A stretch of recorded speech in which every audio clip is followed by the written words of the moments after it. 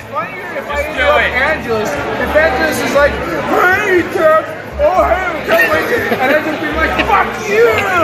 That's funnier than I'm just doing randomly, okay? Oh, what's up, Jeff? Fuck you!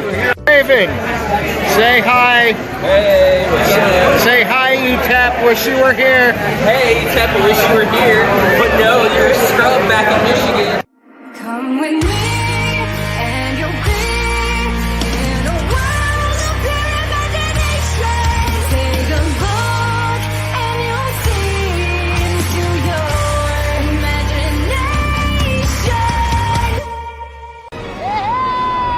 We'll begin with a spin, traveling in the world of our creation. What we'll see will defy explanation.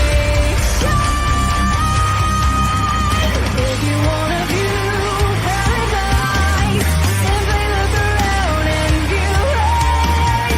Anything you want to do it. Wanna change the world? There's nothing to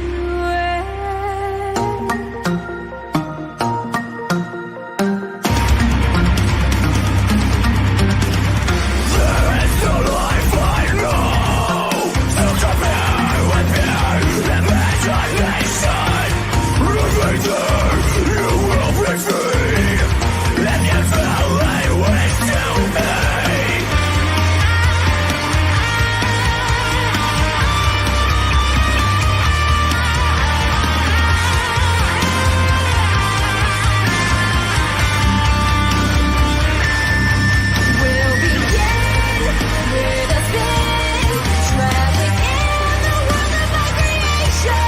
What we'll see will defy explanation.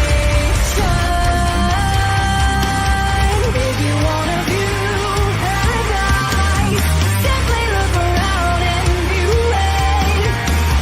Anything you want to do it. Wanna change the world?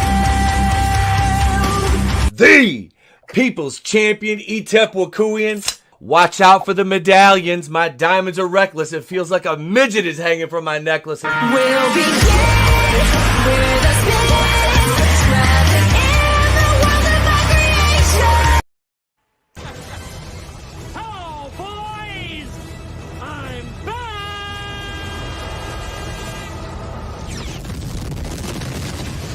I'm back! And I'm better than ever. Got a knack for making things better.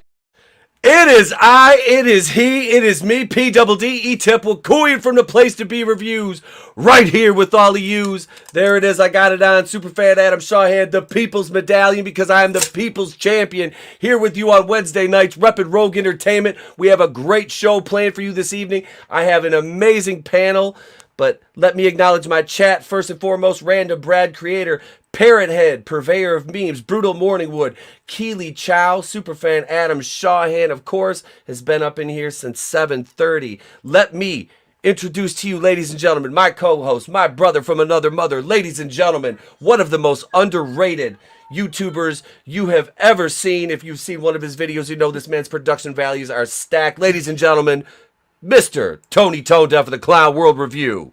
Ladies and gentlemen, it is the world's wokest warrior, primitive-sided, toxic fanboy, aligned with the like-minded. ToneDef rocking with you. We're going in Rogue, the Place to Be Reviews. What's up, everybody out there on the chat?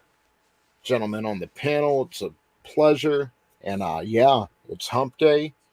Last hump day for like 2 weeks, so I'm just looking forward to a great show. Well, thank you for being here as always, brother. We appreciate you, man. And the wheels on the bus don't go around without my brother Tony here with us.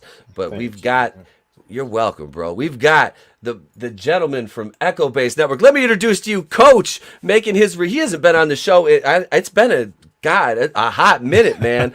Thank you for being here, brother. I'm honored. My pleasure. Thank you for having me. I'm excited to be here. And boy, I love hump day.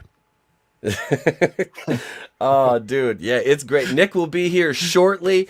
Thank you. We've got some great topics tonight. And Wednesday nights we have it's probably my favorite. I think it's the audience, and this is the one we get a lot of audience participation with, is Holy Shit News, because I have viewers will send me in stories for this from time to time, and that's always great to get, hey, you should add this, and I'm always willing to take a submission for this. And Nano Reaper leads the pack in these for the most part. He will find some just off the wall stories, because a lot of these indubitably end up being Florida stories. It ends up that way. The Holy Shit News seems to live in it's like Florida and Louisiana is fast climbing that ladder of stories. So you guys know what time it is. Let's play the intro. Here we go. It's time for Holy Shit News. Holy shit! Are you thinking what I'm thinking? I don't know. Were you thinking, holy shit, a swordfish almost went through my head? Holy shit! Holy shit! And all the assholes want us to shit all over everything. Holy shit!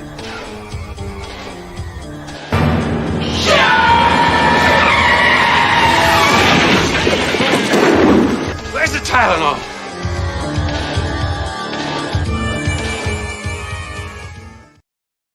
Yes, here we are, smokinggun.com. Hail, awesome one. He says, Merry, where is it? Merry Jewish Kwanzaa. I celebrate Christmas, Hanukkah, Kwanzaa, so Merry Christmas and all that. Hey, speaking, Nick, look at Nick, shows up just in time for the first story. What's up, brother? Nice. Do I have a delay? Am I lagging? I'm just making sure if okay. I just want to make sure. All right. Hey, can you guys hear me all right? Yes, sir. Okay, all right. I just had to switch Welcome. my audio over. Hey, how's it going? Just got finished up with some work stuff and It's all good. finally got in here. It's all good, stuff. man. Happy to have you, bro. Good to Thanks to for have having you. us on. What's your name again? What's your name? Nick. Yeah, these guys are just meeting for the first time down here. And it's Tony's first day on the internet. It And is. so Exciting. How's it what going, Tony? All I know is I believe everything that I read. So it's been interesting. let me guide you to CNN.com. Hang on a second. The Communist News Network. That's going to be the Rittenhouse News Network soon. Yeah. That lawsuit goes through him and the what's that, Sandstrom kid or whatever? Nick, the smirk, the smiling white the kid, Indian guy. yeah. Him and Kyle Rittenhouse are going to own CNN. That's going to be theirs. Yeah. It'll be like the old Billionaire Ted segments on Raw back in the day. The Billionaire News Network. No, here we are. We're on the smoking gun. World's worst bank robber is apprehended. Suspect deposited stolen money in ATM outside branch, cops say. This guy is at a Wells Fargo. You'll go far. December 15th, moments after robbing a Wells Fargo branch in Delaware. How appropriate. A man deposited some of the stolen loot in an ATM outside the bank's front door, according to police who arrested the suspect on the felony charge. Investigators say McRoberts Williams, 44, approached a teller Saturday morning at a crowded Wells Fargo in Wilmington and handed her a note reading, "This is a robbery. I need $150. I have so many questions. He robbed a bank for $150. He could have knocked over a 7-Eleven for that and only caught like a misdemeanor, couldn't he? He went right to the bank. It's like, no, I need about, how much you need? About 150. Do you need $350? No, I'm not selling Girl Scout cookies. I'm not the Loch Ness Monster. Just 150. That's all I need. Like, what? What really sucks is he was trying to cop another $20,000 chain. Was it Jamal from the east side of Detroit? It was. Who got his chain. Did you guys hear about that? The dude won $30,000 and spent $20,000 on a chain, and then got held up at the gas station Buying lottery tickets. buying more lottery tickets, and he got robbed of the chain he bought with his lottery winnings. Oh my gosh, no. I've never been to Detroit, but if I ever go, And if I simultaneously own a $20,000 gold chain, I'm not going to wear it around the hood in Detroit. Let me. Just an Probably not a idea. smart move. Yeah.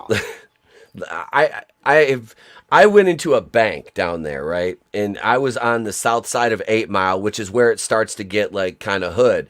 And I was like 3 blocks away from where my wife's where her family lives, like right by the Detroit Zoo. It's a super nice neighborhood, but you go 3 blocks south and you're in the hood. So I went to the bank there and I was getting ready to go to one of the local provisioning centers. So I was taking out cash. And the bank, I walk in and the doors lock behind you. Now, mind you, I am the only like melanin deficient person in this entire establishment, right? So, and I'm baked out of my gourd. I'm not gonna lie, like I am fried, and I'm dressed like we're getting ready to go out. So like I've got like a sweater on, I've got like a nice collared dress shirt underneath it. Like I look at least like white adjacent at this point. And the teller like calls me up and I'm taking out my money and I just start joking with, and she starts joke with me. She's like, honey, she goes, are you lost? And she's like, and I'm like, literally, I'm like, no, I'm good. I'm like, I just needed money. She goes, well, you came to the right place. I'm like, well, I was like, I wasn't going to go to McDonald's and ask for $200 cash. You know, I was like, I thought they might take that the wrong way and hit that buzzer under the counter on me. And she starts laughing. And then I go to leave, right? So I'm like, all right, see you later. I go to leave and I go to pull the door and the fucking door won't open. And I'm like, I'm looking around and there's other people that have come in. So I'm still trying to open the door and the manager's office is right there. And he's just sitting there watching me at this point. This has been going on for like probably 2 minutes. And I'm like, all right, dude, I'm like, I'm doing something wrong here. I'm like, I know I'm high, but I'm like, I got to figure this shit out. So he goes, do you need help, brother? I'm like, yeah, I'm locked in. He goes, and he yells up to the cashier, goes, can you buzz him out? He goes, he was trying to open the door and it's locked. And everybody turns around. I'm like, yep, let's all laugh at the stoned white dude. Come on. Let's all laugh. Just get it in right now. Buzzes me out. I go back out to the truck. My buddy's just sitting there and wait. He goes, what the hell took you so long? I'm like, fuck you. Let's go. Let's go. Let's go. Yeah, I'm like, so I know they were all sitting around that night telling their family, yeah, you should have seen this white dude come in today. High as hell. Then we wouldn't let him out. You know, it's like, oh, it was funny. It was funny. I'm like, I hope you all this guy's got a good hair. This guy's got a good barber right here. Oh, boy. This is McRoberts Williams. Geez. Dude, 44. This guy's 3 years older than me. He looks like he's 60. Holy shit. Yeah. How old is it? 44? He's 44. Meth is a hell of a drug. Yeah. That's methu. That's methu right there. Whatever ugly stick he got beat with, he got the short end of it. That's a rough life. Hail Gap Stargate says, hail ETEP, hail chat in the panel. What's up, brother? Welcome. Well, go ahead, bro. I'm sorry, but look at him. You can tell he's gotten the short end of the stick throughout his life. So then he finally breaks down and goes and robs a fucking bank and gets $150. Only him. What was that song? Everybody needs some money sometimes. Better call J.G. Wentworth. 877 cash now. Yeah. That commercial's on all the time in the daytime. Yes. I have a structured settlement and I need cash now. That is like ingrained in like everybody's DNA. Like my kid even like knows that. Like I'll catch him around going on, call J.G. Wentworth. 877 cash now. Yeah. That's been on TV for God. Oh, dude, forever. Like it feels like decades. It's like, do you remember those old Everest College commercials you would see at night? The dude's on, he's like, what are you doing? What are you doing? You're sitting on the couch watching TV. What are you doing? I'm like, dude, I am high as shit right now. Why are you yelling at me? It is like 1 in the morning. That. It's 1 in the morning. I'm watching Pluto TV. This shit ain't funny. Like, I'm trying to watch Space 1999. Leave me alone. You're sitting here on your butt watching this commercial when you could be repairing HVAC. You could go to the military and learn how to build refrigerators and such. Next. So this guy, after the 25-year-old bank employee provided Williams with cash, he fled the bank. But instead of racing from the crime scene like your average bank robber, Williams exited the Wells Fargo and made a deposit in the ATM on the exterior of the building. Delaware State Police report. The Wells Fargo branch and its yellow-framed ATM machines are pictured above. Following the ill-advised pit stop, Williams, seen it right, fled on foot to a nearby shopping center where he was taken into custody by state troopers. As alleged in the probable cause affidavit, Williams told police that the money had been deposited and was no longer on his person. A detective reported that while no money was recovered from Williams, he was in possession of a Wells Fargo bank card. During a post-arrest interview, Williams reportedly confessed to the bank robbery and said the stolen cash was immediately deposited back into the Wells Fargo ATM. He claimed to have traveled to Delaware by riding on the exterior of a cargo train, and that his mind is currently being controlled by a third party via an implant located somewhere in his body. Williams has been charged with a felony robbery count and is locked up in lieu of $6,000 bond. The only reason he had to rob the bank was because his gun fell out at the hospital when he was a show clown. Oh, please tell me he let the midget live. Please tell me he let the midget live. That's all I want to know. I want to make sure that the little feller lived. He didn't hurt him when he couldn't get out of the apartment. And he only shot the fat, bald guy who was mean to him and reported him after he sold him the gun. Son of a bitch. Here we go. Number two. Criminal charge for breaking sink during sex. And this, of course, Floridian was being intimate when damage was done. December 9th. While being intimate with a friend inside a restaurant bathroom, this is why I hate using public restrooms, a Florida woman broke a sink off a wall, leading to her arrest for criminal mischief. Police report. Investigators say that Catherine Trammell cost $500 in damages Tuesday during an afternoon encounter inside a bathroom at Irish 31, an eatery in Seminole. She looks satisfied. Must have been a good meal. According... I'll have what she's having.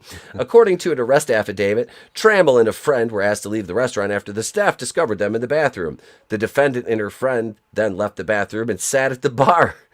Well, they wanted a postcoital drink, a sheriff's deputy noted. Trammell, cops alleged, was subsequently returned to the bathroom.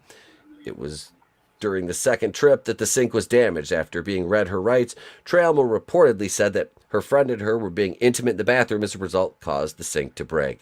Trammell, police reported, would not offer a further explanation on how the sink was damaged, as if that was necessary.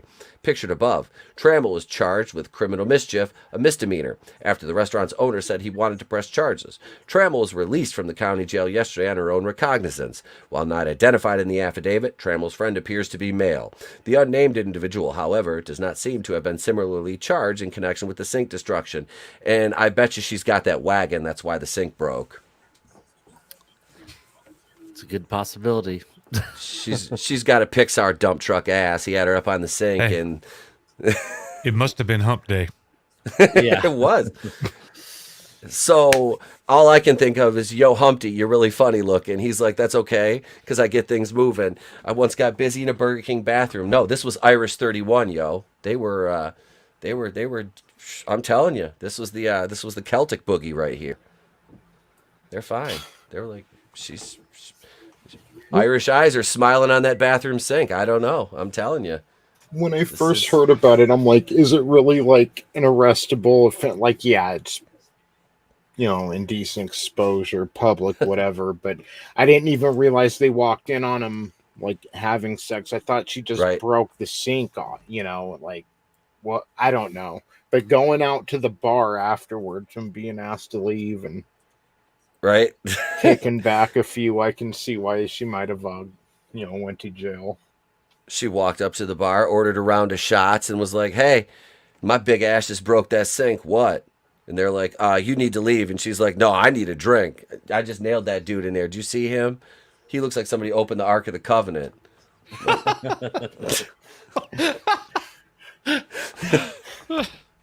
Don't look at it. Don't you do it. Don't you do it. I just found her Facebook page. Uh-oh. What's it look like, man? Let's share it. Let's share it, Nick. Let's see here. Let's do it. I think it's the same person. Let me share my screen. All right. I'm wondering if we can find her Tinder bio.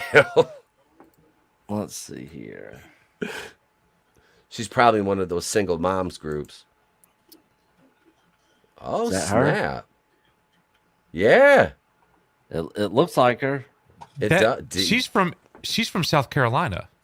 Yeah, this says South Carolina. Well, shit. It looks like the same person, though. Yeah.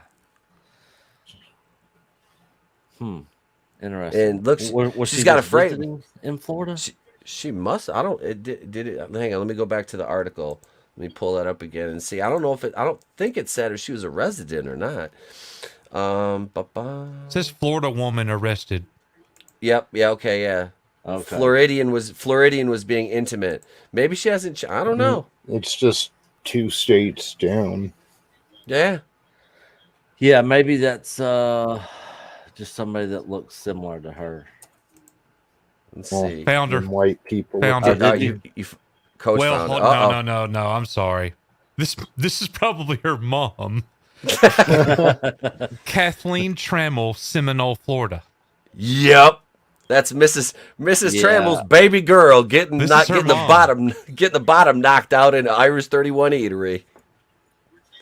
Yep. Does it say who if she has kids, like in her family and relationships? Vinny will give her a visit. It just Vinny, says married. Vinny, tell her you'll put her in one of your pirate books. Tell her she can be a female pirate in the follow up to the impending follow up to Shadow of the Kraken. Damn. So Catherine Trammell looking like I'm telling you, man. She's wait to get home. Just go right here in the bathroom. Yep. The roast beef curtains of the Kraken. At least she didn't shoot herself in the labia with a 9 like that other chick did. Yes. We had a story like 2 weeks ago. This girl was on what was that, Chatter, Tony? Oh, Chatterbait. She was on Chatterbait and she was pleasuring herself with a 9mm and accidentally shot herself. And apparently it's not the first time that she's had a gun-related misfire while engaged in a sexual activity. But the first time there was another person involved, so she just walked out. It happened again. Here's story number 3 tonight, ladies and gents. Cops, woman 76, targeted ex-beau and his new girlfriend in auto vandalism spree. So, a scorned 76-year-old lover. Okay. So, geriatric revenge. A 76-year-old Florida woman was arrested yesterday for allegedly targeting her ex-boyfriend and his new girlfriend in an auto vandalism spree that employed oil, pink lipstick, and a dead raccoon. God, 76? That's a little old. I guess she just found a dead raccoon on the side of the road somewhere. Isn't that old? Is that a little old to be that petty? Yeah. I mean, Jesus. According to police, Patsy Murrell vandalized the cars in late September, 3 months after her relationship with Stephen Hughes, 76, ended. Hughes' new girlfriend, and arrest affidavit notes, is Michelle Busman Bayo, 64. Must be Scott Baio's ex. 10 years younger. Yeah, younger woman. See that shit? Look at, whoosh. Oh. Grandma? What happened to Stellan Skarsgård, man? He still got that Baron Harkonnen makeup on. Investigators charged David Flair. Wait, is he alive? He's alive. It's Reed that. Okay, never mind. Investigators charged that Murrell damaged the vehicles while they were parked at night outside Hughes' home in Largo, a city outside the Tampa area. So by at night, do they mean at like 4:30 p.m. when they were out getting the early bird special? Yeah. With their senior citizen discount. I see. It's probably like Del Boca Vista. It's like an episode of Seinfeld. They're just like the old people are like all rambunctious at phase 2 of the Pines at Mar Gable. Frankie knows in the chat says 76 is the new 40. The old peeps down in Florida need something to do.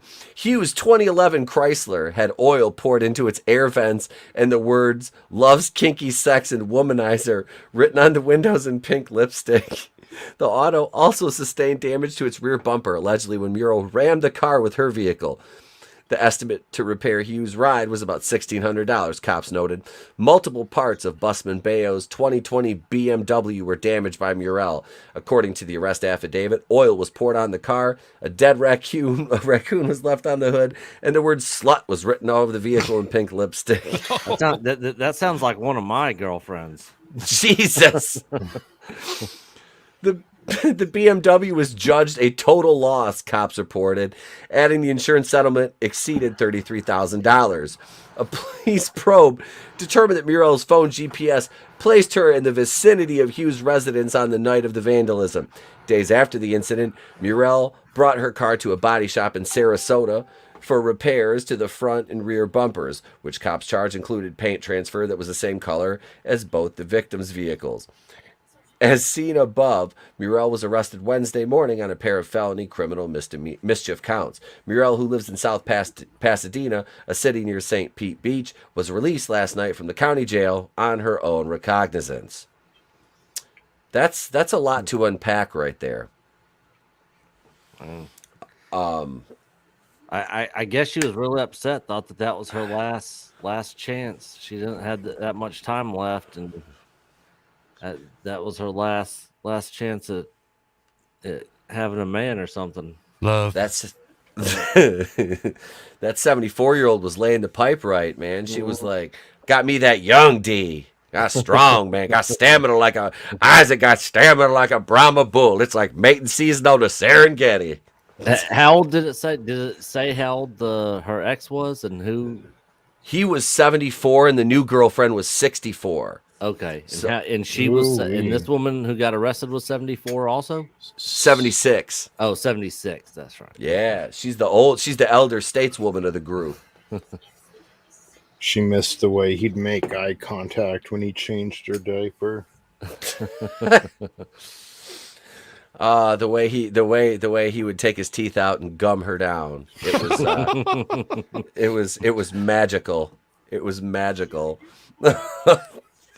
So Florida got 2 out of 3 of the stories tonight, and this is not the weirdest like sex story we've had with old people. We had like a 60-something-year-old and a 50-something-year-old that got caught fornicating in a tube on a slide at a playground at like 3 in the afternoon. Wow. Yes. Not even waiting for the sun to go down. No, dude, he was yodeling in the valley like that old dusty canyon. They're just like, these people we're going give me to hope for when I get older. I guess, right? I guess you can still rock it when you're that old. If I'm like still like pulling ass at 76, I'll be all right with that. Yeah. I'll be all right with that. My wife will be like, just go get yourself a young woman. I'm like, I found a 68-year-old. Ha ha. It's like she's got both her hips are real. Only one knee replacement. So, ladies and gents, dementia.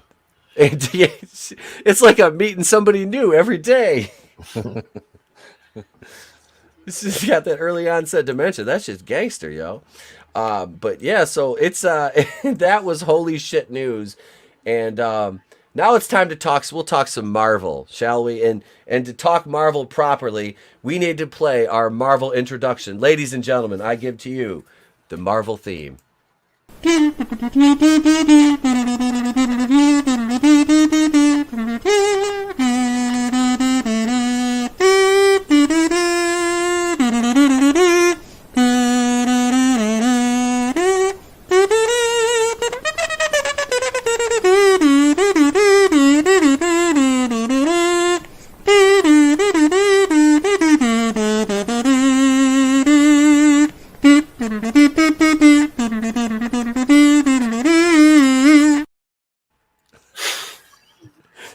That just never gets old. I love it. That was is it just me, good. or was it mine was like completely stopped?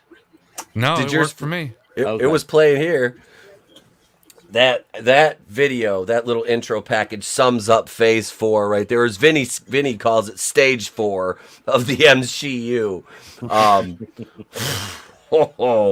I will say, and Tony and I have had this discussion, that Hawkeye is the best thing to come out in phase 4. And it's really it if they had more Clint Barton in this show, it would be better. But I don't dislike Haley. I don't dislike Haley Steinfeld at all. I think they give her a little bit too much. Like she's almost a Mary Sue, but not. Like she because she takes her lumps in this, and that's one thing I do respect about the writing for this. And yeah, you can mark it on the calendar. I said Marvel did something that I respect.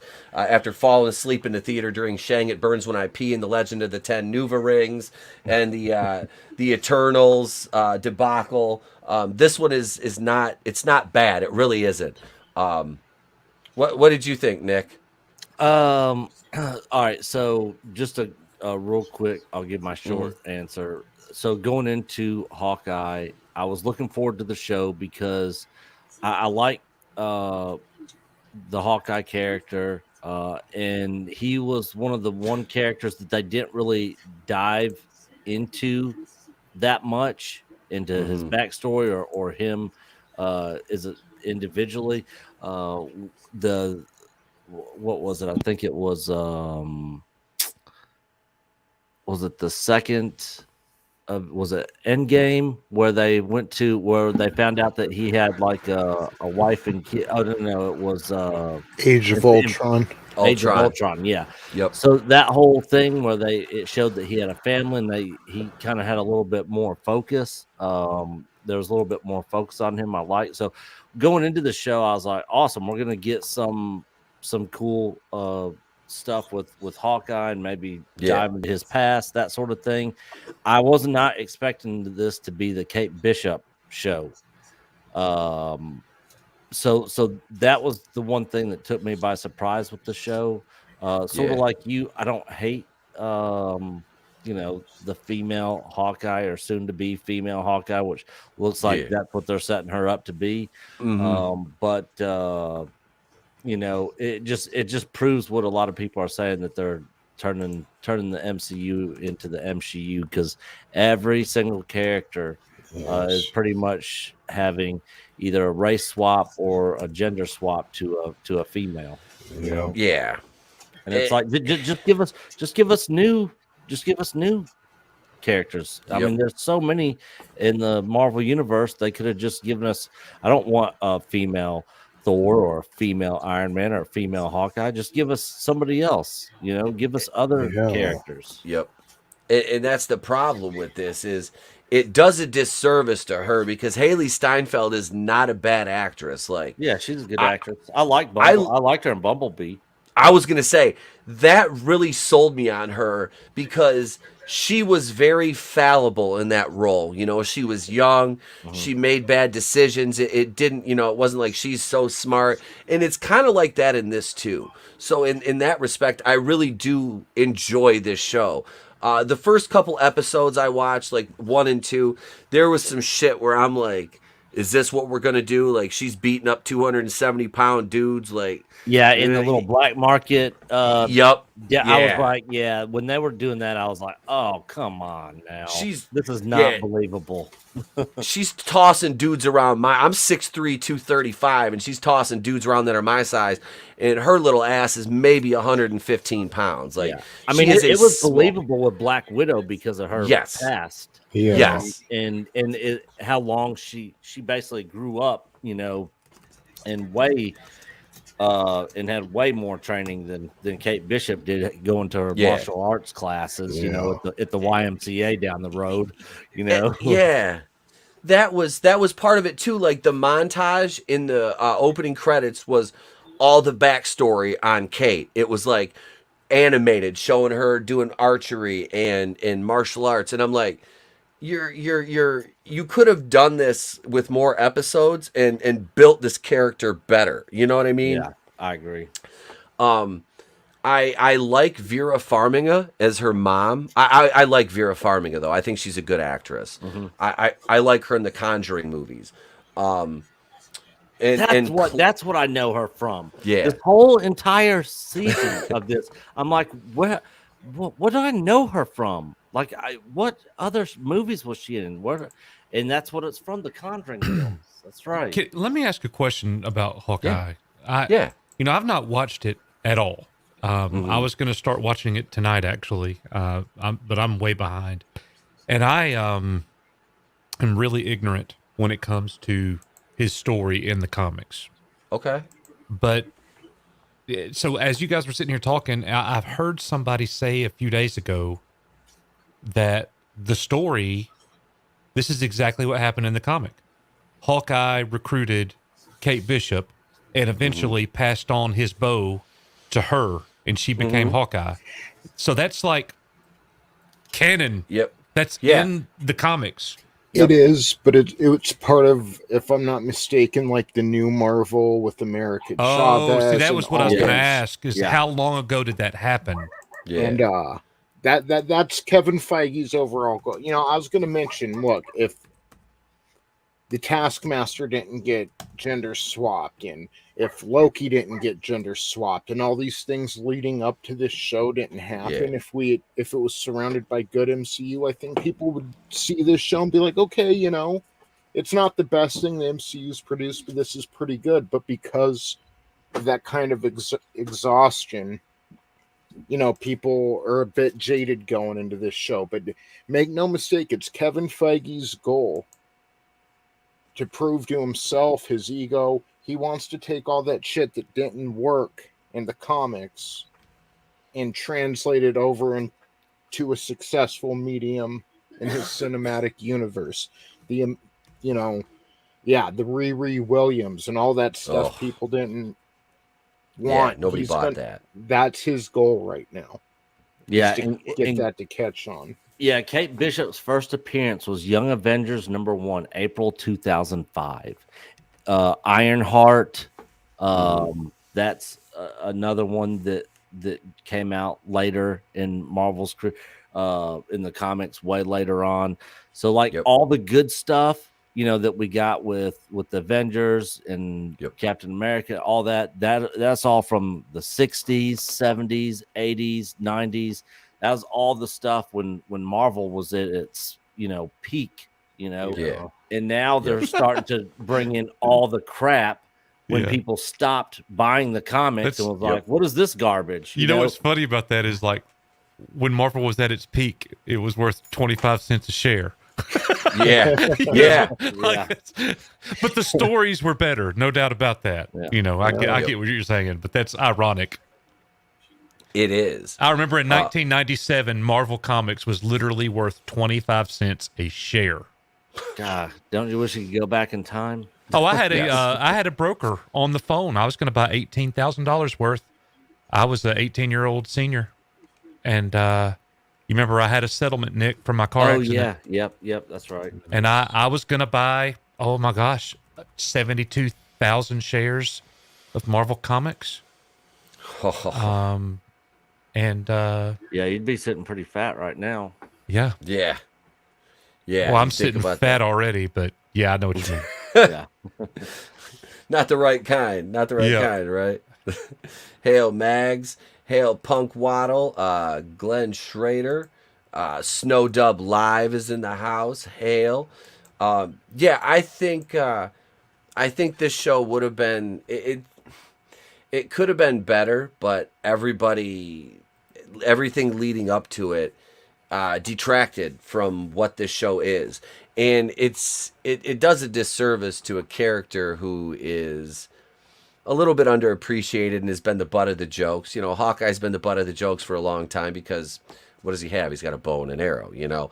And the one thing I can give to this show over the comics is Kate Bishop in the show is much more likable than she is in the comics. She's much more arrogant, bratty in the comics. Haley Steinfeld for being like her character Kate, and this is very affluent, but she's very humble, you know. So I do dig that they didn't make her like she's like, well, I'm better than you and I know it kind of character, you know. She's, like I said, they've made her vulnerable, which I like. I don't hate this show, man. I don't hate it either. I had my issues with the early. I am from the north. Is it Schroeder? Is it Schroeder? It's All Schroeder. right. See, I said Schrader. My bad, man. My bad. Yep, I am. I'm from the north, brother. My bad. But yeah, I don't hate this show. I would like more episodes to develop everything and flesh it out. But Coach, I think honestly, like this is a show. Like I don't think you'll hate this. I think you could probably watch this and get some enjoyment out of it compared to the other stuff. Like I had to struggle to watch Loki. Tony was like, "You gotta." I'm like, "All right." So I went through and I binge watched it, and I was like, the only good thing was Kang when Jonathan Majors playing Kang in that. For the last episode, that's the Yep. that entire show is shit. Except I enjoyed the last episode. I got on my phone halfway through episode 2 and never came back. I don't blame you. Yeah, Because it doesn't get better from there. Yeah, I watched every single Loki episode, but the whole time I'm just like, what is going on here? Like, this just is not good. Like, it's just weird, you know. But yeah, the last episode was worth watching. Yeah, it was good. Season 2. I know. Like the first one. Of all the shows to do a second season of, like you're gonna do Wokey. Like I couldn't. Like even my wife, who's like a normie, was like she was watching because she loves Loki's character, and she was like, I can't watch this. She goes, this is bad. You got to watch this with me. I'm like, you gonna watch Batwoman with me? She's like, no. I'm like, God, why did I marry you? Yep. And another thing, Lady Loki, she made her first appearance in the comics in 2008.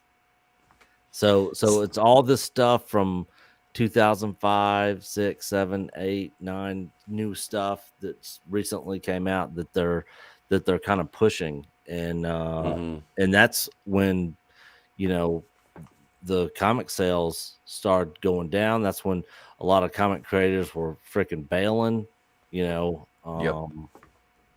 People were not buying as many. So yes, I don't think this is going to go well for Kevin Feige on some of these properties. Now, some of them, like the one that's coming out this week, are probably going to be doing pretty good for them. But it's actually Sony. So yeah, because Sony gets like 75% of the profits from that, don't they, or some like stupid amount, you know?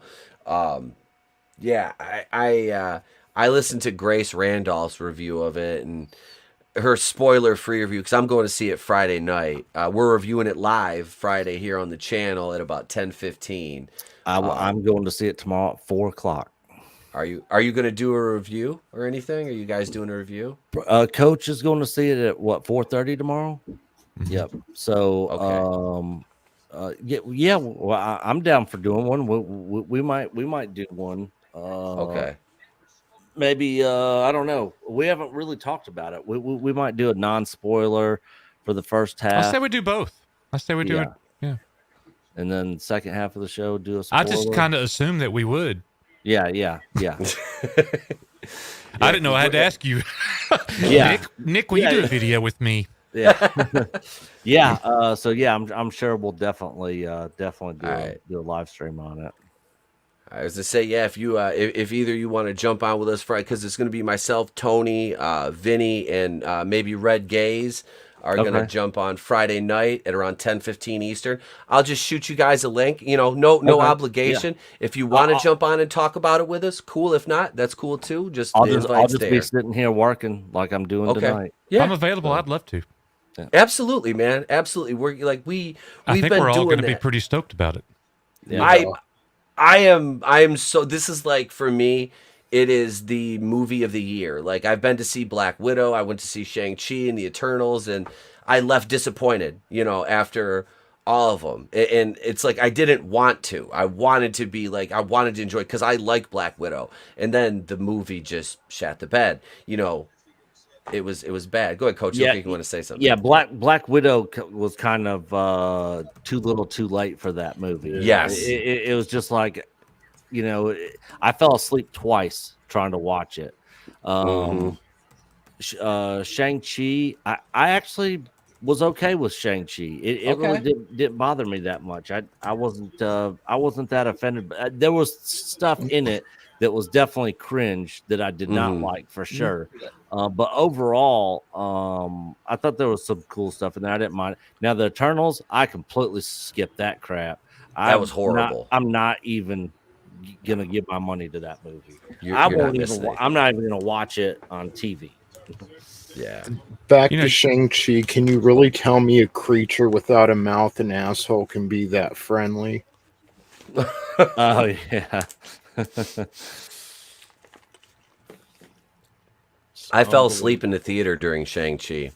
Literally, I fell asleep in the theater. I've never passed out in the theater before, and it was one of those nights where the wife and kid were out of town, and I'm sitting there with my soda and my popcorn. It was during one of those flashback scenes, and I leaned back in my seat, and then I woke up and I'm looking around, going like, "Oh shit! Please tell me I wasn't I snoring or snoring? talking in my sleep," you know.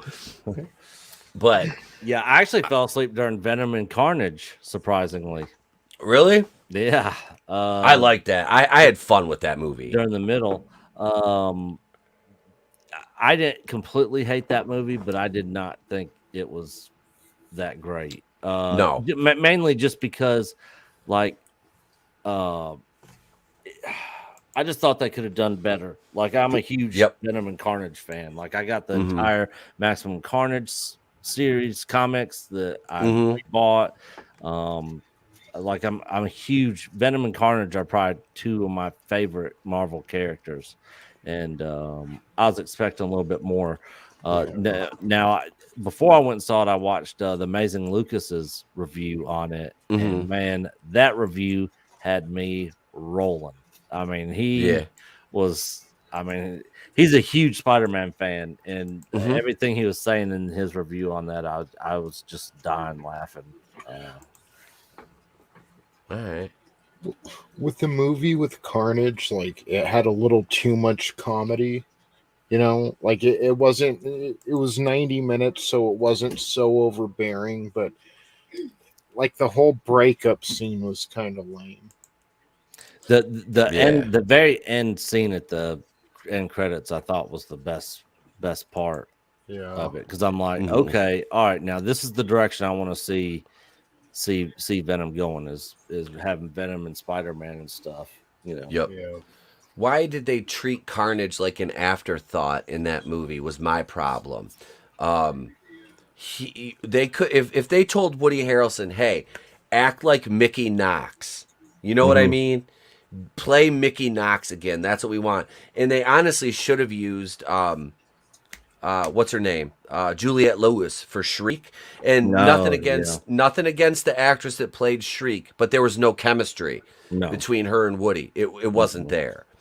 And that relationship, Nick, is supposed to be very very, very tight, because her first appearance was in that Maximum Carnage series in the Spider-Man Unlimited #1, and that was the first time that you saw her and saw the connection with her and Carnage that drug through the whole entire series, you know.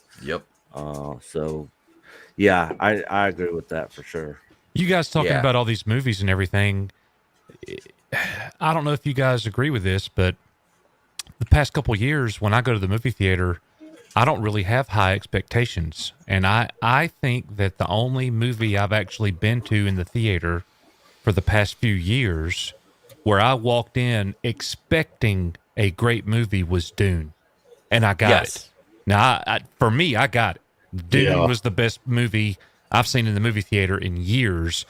But I have the same feeling going into Spider-Man. I'm expecting to walk in there and see something great.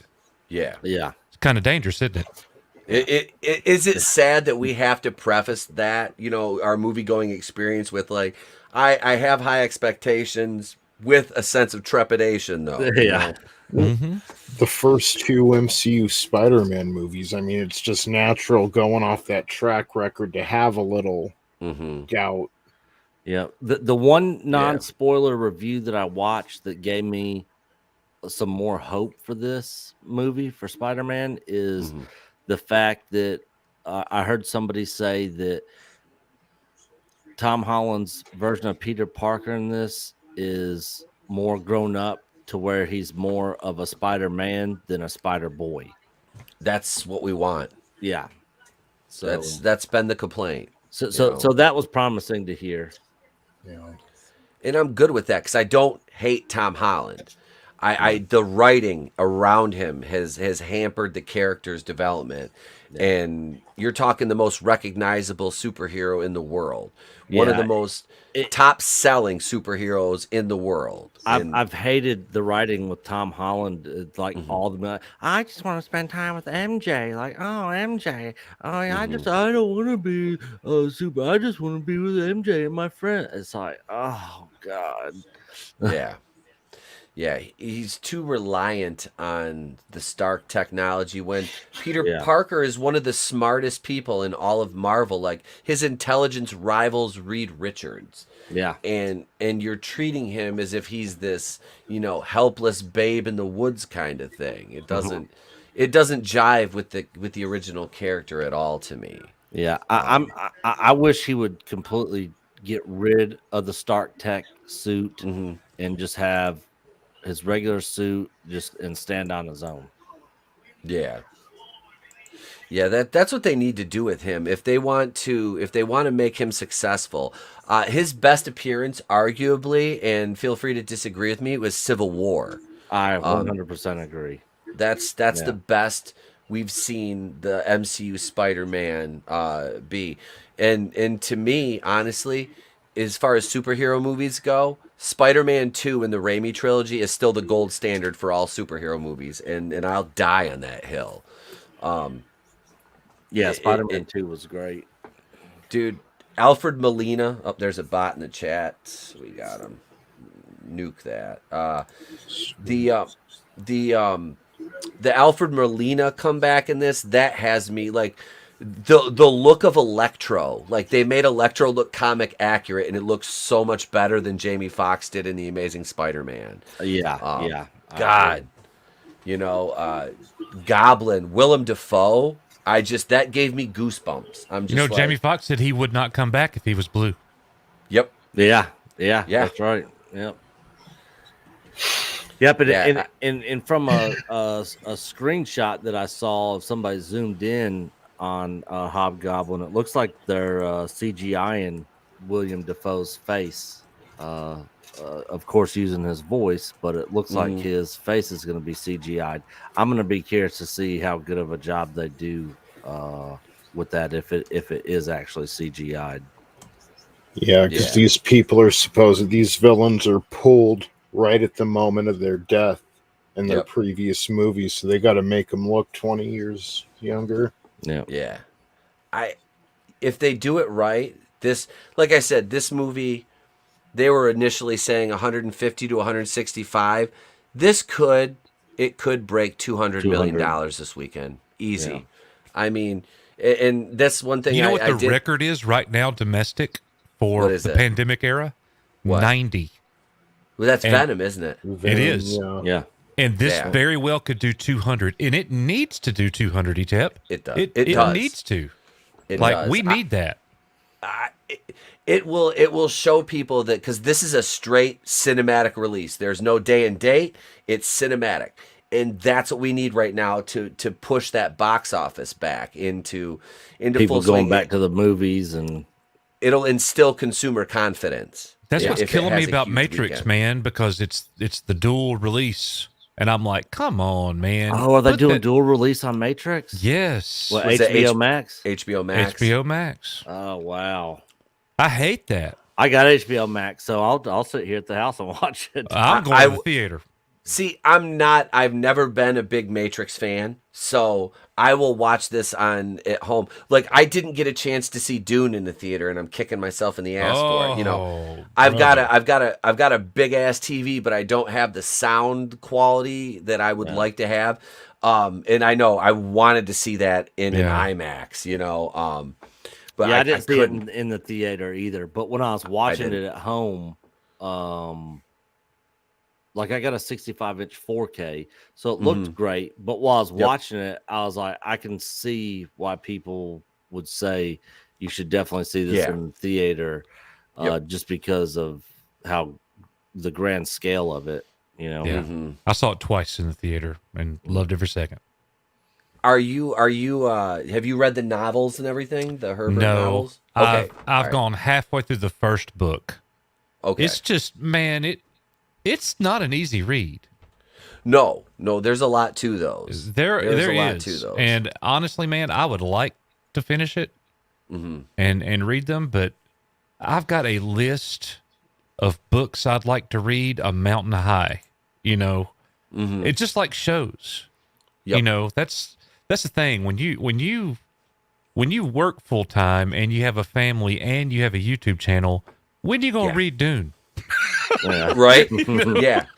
Oh, dude, I've got a stack of comics right now. I just got Sunsworn from. I gotta give Red. I got both his Sunsworn books. I got we got Edge of Annihilation and then the Wings of Vengeance. And I haven't read this one yet because I haven't made it through the novel. And it's like I wanna read this all sequentially. So there's a cheap pop for one of our independent creators here, who's one of our co-hosts on Monday Night, Red Gaze, and of course Vinny with Shadow of the Kraken, City of Venus, Through the Woods, which is still available in hardcover. Tony, can you throw the link in there for that?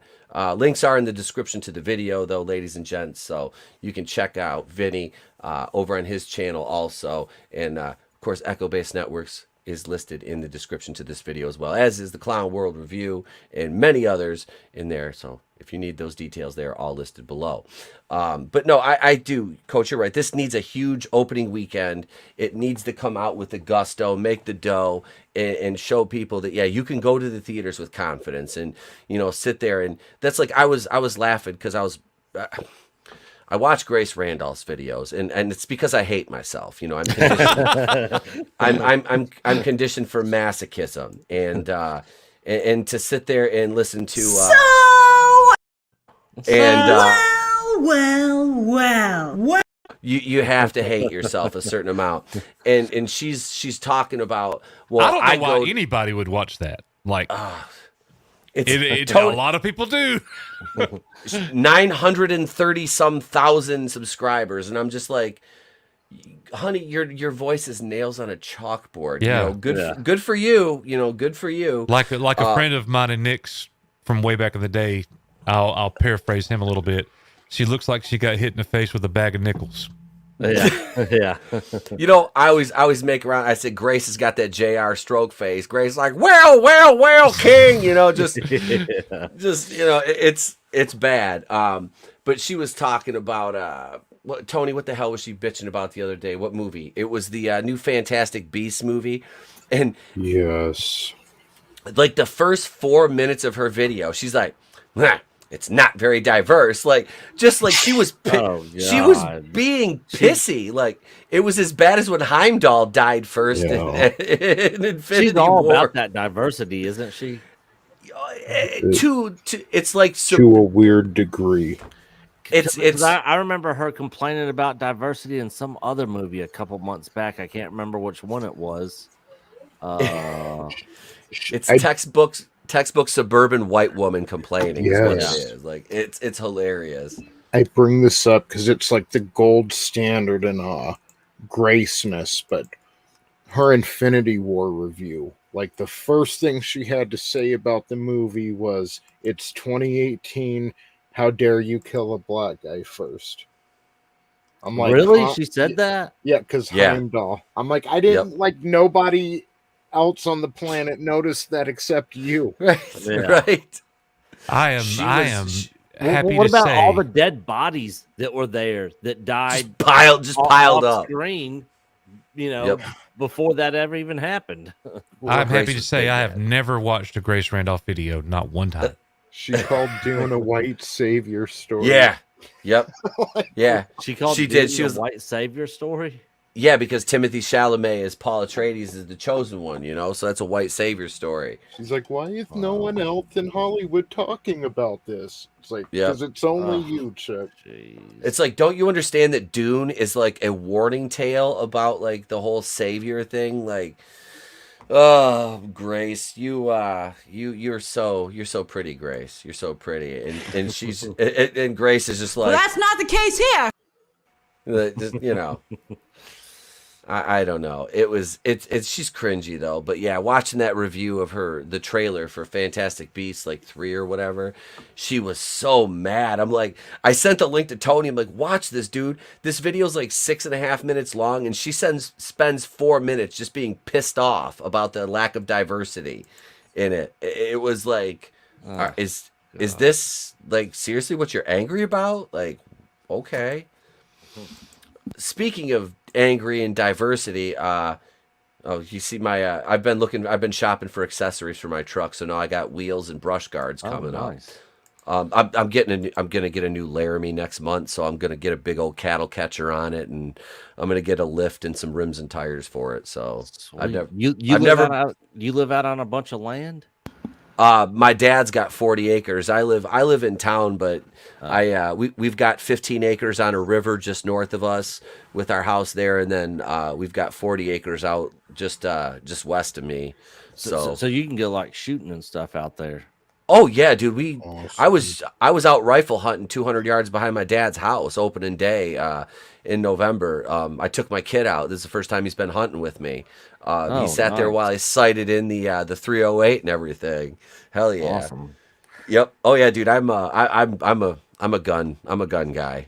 Yeah, I grew. Me and Mexican Iron Man are actually going to a rifle tactical training course in February in South Carolina. Nice. Yeah. That would be freaking fun, dude. Yeah, I built an AR for him. You showed me that. Yeah, That looked a couple nice. months, but with the Stark Industries on it and stuff. Yes. And, yeah. Yes. Yeah. Yeah. I keep telling Coach he needs to get one. I need to talk to you about that because I got an AR too that needs some fun toys added to it. So I just put a binary trigger in mine. Yeah, we're gonna have to talk about that. Yeah. Speaking of weapons, though, here's Killmonger.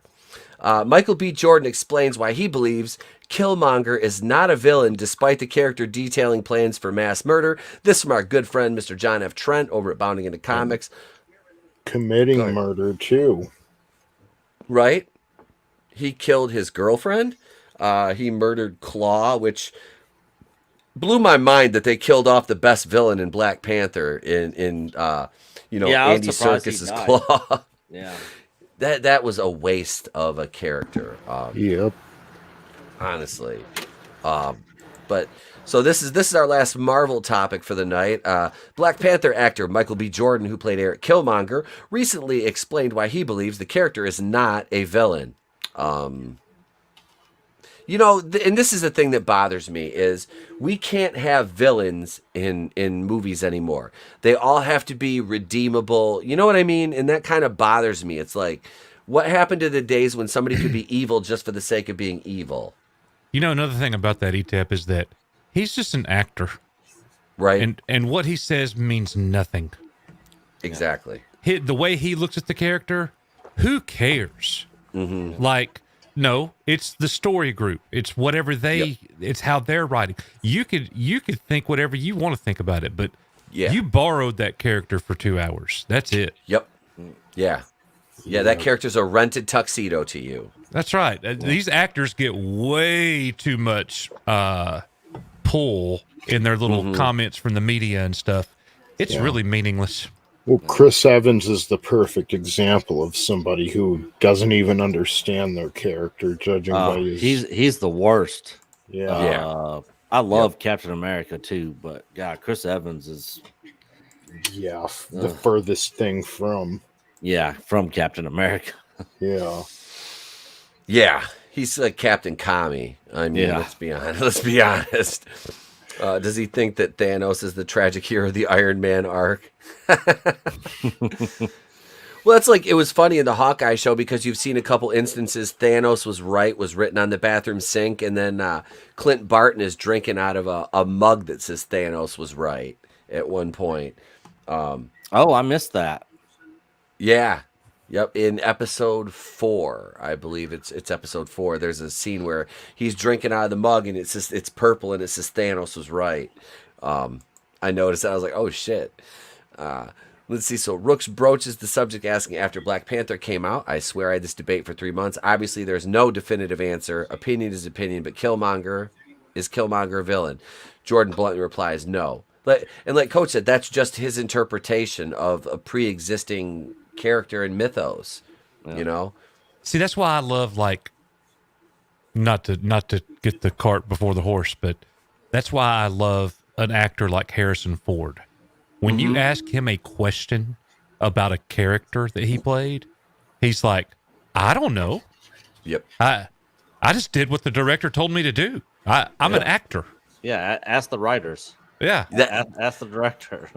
I'm interpreting someone else's work. Like that's Yeah. I'm a vehicle for their creativity and their creation. And they forget that. It's lost upon them, I think. Now see. you got some special situations like a Ian McKellen that played no, not Ian McKellen, I'm sorry, like a Christopher Lee. Okay, yep. Yes. That knew his character and the lore with Saruman through and through. So you ask him a question, he can speak on it. Yes. But Dingleberry there that you just showed probably has never read a comic. Yeah. Yeah. And he's going to be playing one of the new Superman characters as well. Isn't Michael B. Jordan, he got a show or a movie on HBO Max, a Superman project coming up, in addition to the Ta-Nehisi Coates race swap of Kal-El, which when you have two pre-existing black Superman, you have President Superman and Calvin Ellis, which is basically the Barack Obama version, and then you have Val Zod. Yeah, the Val Zod series. Yeah, on HBO Max. And he's choosing to race swap the main line. And you know, as Ta-Nehisi Coates, as much of a race baiter as he is, he's as bad as Al Sharpton. Coates has made some absolutely disgusting remarks about the 9/11 first responders, basically calling them like terrorists of nature and just some other disgusting things. And it's like, this is who you're going to entrust Superman to. Like, it doesn't, like, but he was picked by J.J. Abrams. Oh God. and remember at the beginning of 2020 with all the George Floyd stuff, JJ said it's time to deconstruct whiteness and white comfort. And that was one of JJ's things. So now that led into him picking this obvious racist in Ta-Nehisi Coates to, spearhead a Superman project. And this is the problem with Killmonger is, and nobody, they don't want to acknowledge it, but Killmonger was racist. Killmonger was a very racist character, He basically wanted to commit a white genocide. That was his thing. Because it's like, nothing answers violence like more violence. And, Charla was trying to steer him away from that. Even, they tried to redeem him in this. And I'm like, you really can't redeem a character like that. Like, he's a genocidal maniac. Like, how are you going to redeem him? And to say he's not a villain is tantamount to heresy. I mean, that's showing, like you said, he has no understanding of the source material, no understanding of the character he's playing. He's taking his own spin and based on his personal beliefs, and he's spewing it, and it's outward projection. Yeah, the only thing he knows about the character probably is what he read in the script. Yep. Oh, guaranteed. Yep. And everything with Black Panther is so up in the air right now because of the Leticia Wright situation. And big shout out to Leticia Wright for not bending the knee. She's ready to write off her career, basically, over the whole she won't get the jab thing. And she got injured on the set of Black Panther 2, which resumes shooting in a couple weeks. But now there's talk of Winston Duke, M'Baku taking over the mantle. But they're going to have to figure a way to work her out of it now because you've set her up to be the main character in the second one. So there's a lot up in the air about the Black Panther franchise, and now people are calling for T'Challa to be recast after everybody was so adamant about him not being recast after the untimely passing of Chadwick Boseman, who I think in a subpar movie that I still enjoy did a wonderful job as T'Challa. Like, Yeah. Chadwick Boseman was a powerhouse in that role. Yeah. I really liked him in Civil War. Yes, I liked him that in was Civil War more than I did his own movie. again another character who was better in an ensemble film than he Yeah. was in any of his solo outing. Yeah. Yeah. But yeah, that's it. Anybody else have anything they want to add to the Black Panther stuff before we move on? Not on that per se, Okay. but just to hit on the Michael B. Jordan stuff and the whole Yeah. Belzod series and the Black Superman. Like, I made a comment when they during the Falcon Winter Soldier show.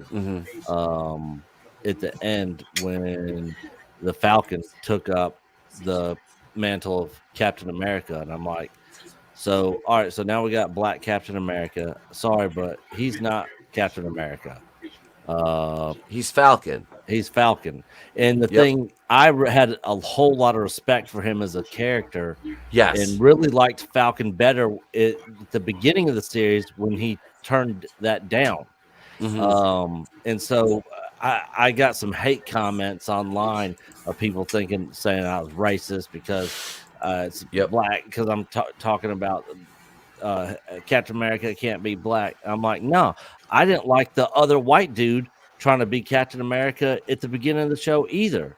I was saying the whole time, that's not Captain America. Steve Rogers is Captain America. This dude doesn't need to be Captain America. He's not Captain America. He's a fraud.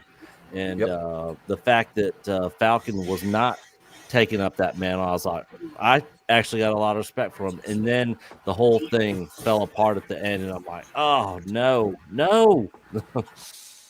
Yeah. Just let the people be their own characters, or give us new characters. That's all I'm saying. Yep. That's it. And that's something that's lost upon these writers, though. They have to write it that way. And I had the same thing. Like, I got into with somebody on Twitter because they were talking about Miles Morales, and I was like, "Oh, you mean tokenized Spider-Man?" That's not Spider-Man. I was like, that's Kid Arachnid. That's not Spider-Man. And it's they get all up in their feelings about it, and then I just get told, You've got to do better. Yeah. You get that. And it's sad because and that's my whole thing with Falcon was he doesn't need to be Captain America. Like, Falcon, Sam Wilson is a badass character. Like, this dude is fighting aliens, and he's not a superhero. He doesn't have any serum. He's got a mech suit and some Uzis. That's what he's fighting with.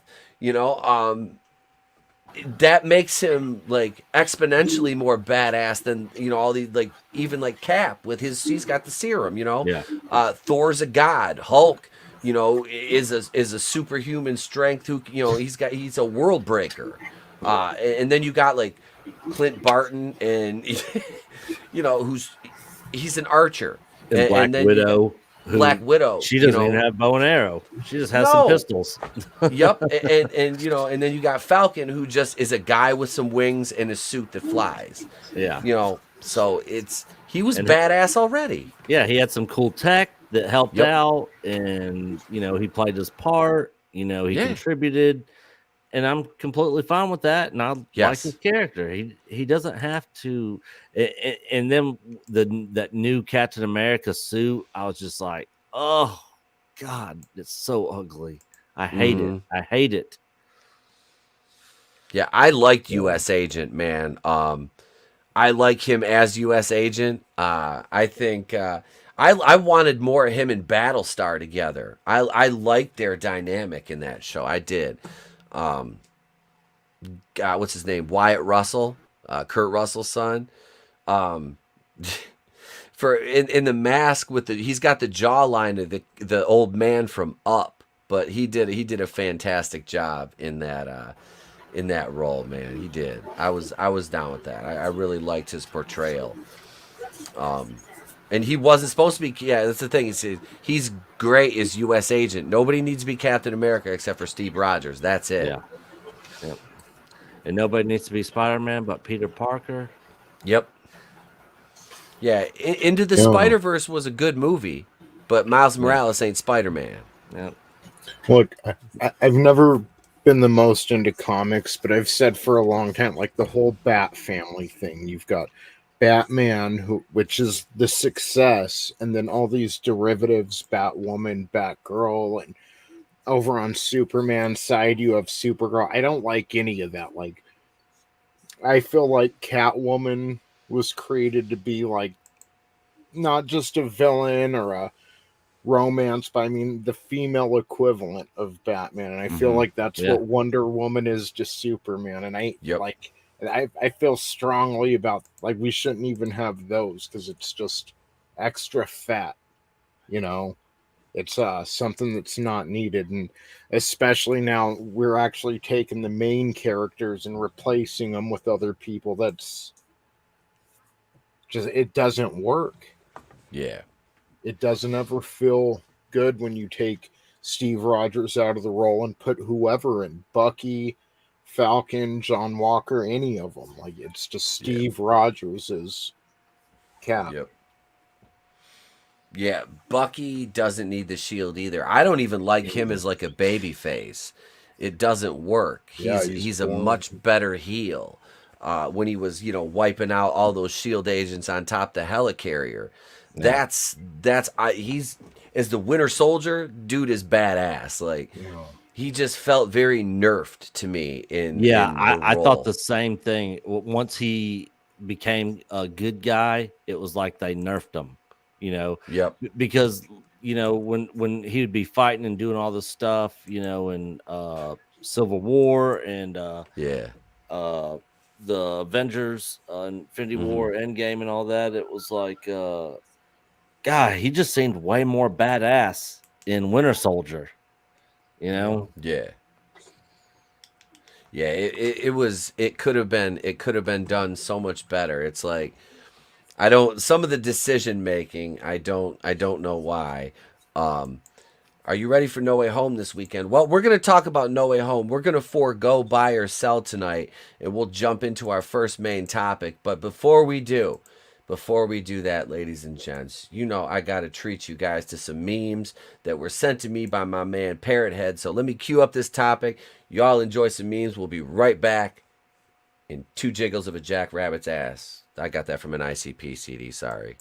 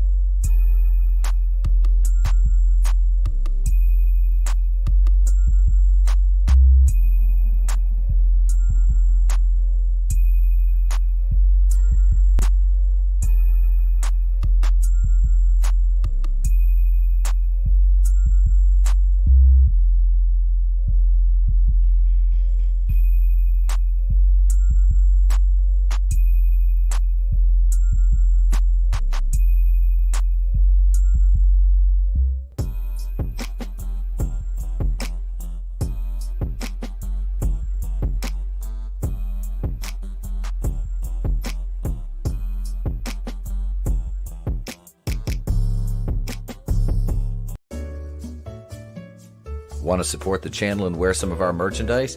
Feel free to stop over to Teespring and browse ETEP's Place to Be reviews or Monday Night Going In Raw to guide you to either of our stores where we have merchandise for men, women, children. We have long sleeve tees, regular classic t-shirts, hoodies, zip-ups, mugs, tote bags, hats. Get that exclusive Going In Raw, no protection needed merchandise over there. And if you don't want to buy any merchandise, that's cool too. We love you. Enjoy the videos.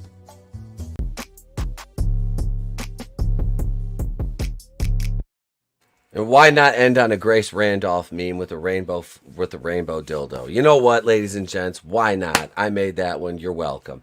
Here we are, ladies and gentlemen. We're going to talk a little more Spider-Man. We're back on Bounding into Comics. Spider-Man No Way Home. Critic reviews are here. This again from Mr. John F. Trent.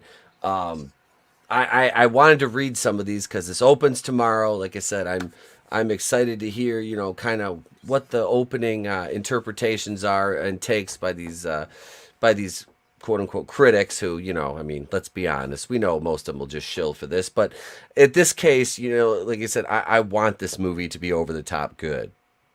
I do. I want to be wowed. I need to be wowed by something. You know, something that, like I said, Dune, I completely agree, Coach. Dune was the best movie I've seen this year. I didn't see it in the theater, but it is. It's by far, it's the high watermark for the best movie of the year.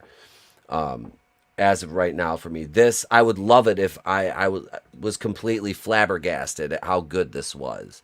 That's what I want. You know, I do. I don't, you know, a lot of people misconstrue because we take the piss out of Marvel a lot, but it's like, I loved Marvel up to Endgame. I love the MCU, you know, outside of Cat Pan mediocre, which I wanted to be good, but it's not. You know, you could have cast somebody likable. You should have done Black Widow first. Shoulda, coulda, woulda. You know, so here we are, and I want this to be good. I do. So we'll take a look at some of these reviews. As critic reviews for Sony Pictures and Marvel Studios' upcoming Spider-Man No Way Home film are rolling in, and there's a lot of praise for the movie.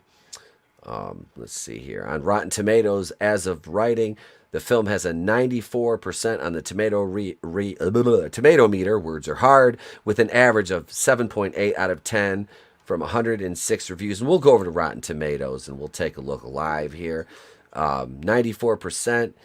The top critics score it slightly lower at 91 with an average of 7.3 out of 10 from 32 reviews.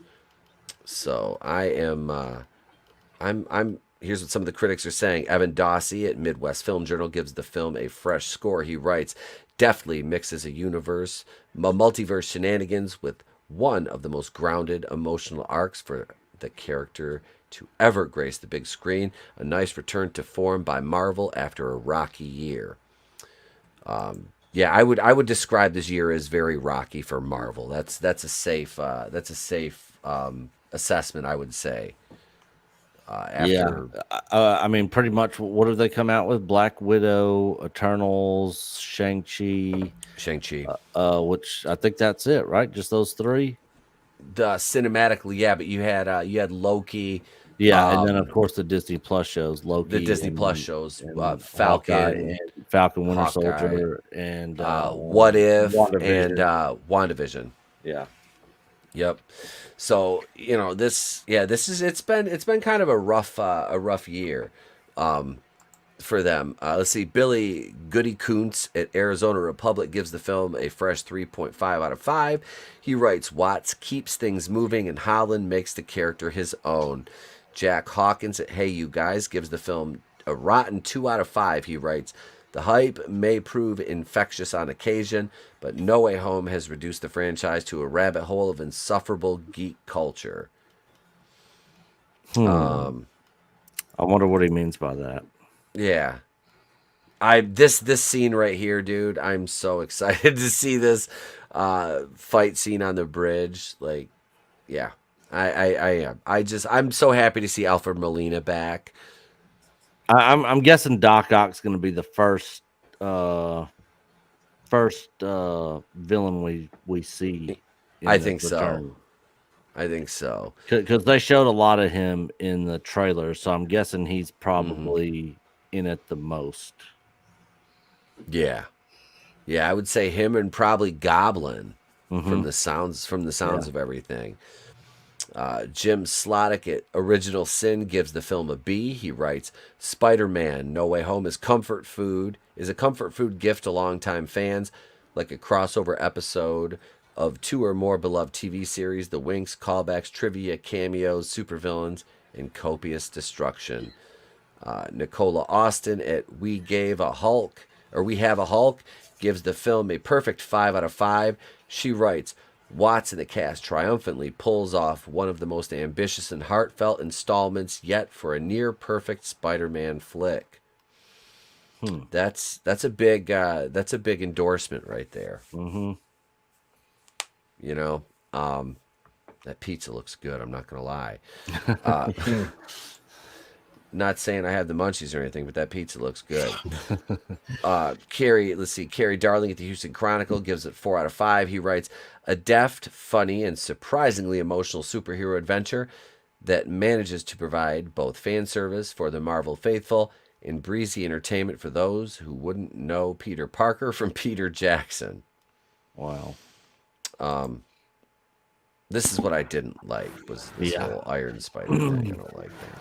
Yeah. You know, what do you guys think of these reviews so far, though?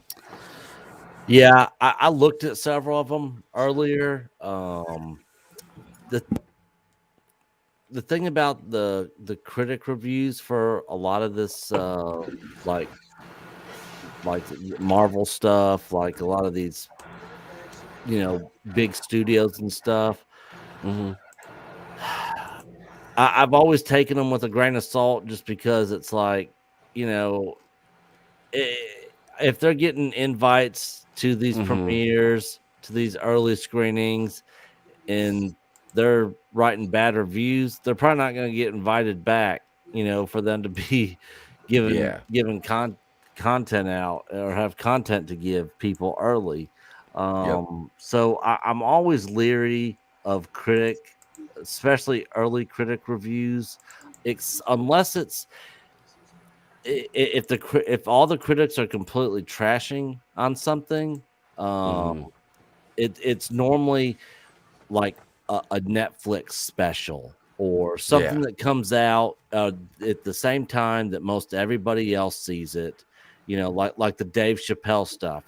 People were like trashing that comedy special and stuff. But then you go look at the audience reviews of it, and they're through the roof. Everybody loves it. So these critic reviews, I'm always leery of. I hope that I'm in agreement with all of them, because like you guys, I want this to be a home run. For them. I love Spider-Man. I love the character. Everybody is expecting to see Tom Holland and Andrew Garfield in this. Now, I have not. Apparently, there's spoilers out there. I have not seen any of them. I have no clue if they're actually in this movie. Don't want to know. Yeah, but I'm avoiding them. Yeah, I'm avoiding them. Yeah, but everybody's expecting that. So if it doesn't happen, I'm probably gonna be a little disappointed. But not to say the movie's not gonna still, be good. That's the thing that's so interesting about this. Like, that's actually one thing that I don't like. It's like, I don't want to sit there watching this movie and be in anticipation of, when am I going to see Tom Holland? Or, I'm sorry, not Tom Holland. When am I going to see Andrew Garfield? When am I going to see Tobey Maguire? Yeah. And you're sitting there waiting for that moment, and you're waiting, and you're waiting, and you're waiting, and then you're starting to wonder, is it going to happen? When's it going to happen?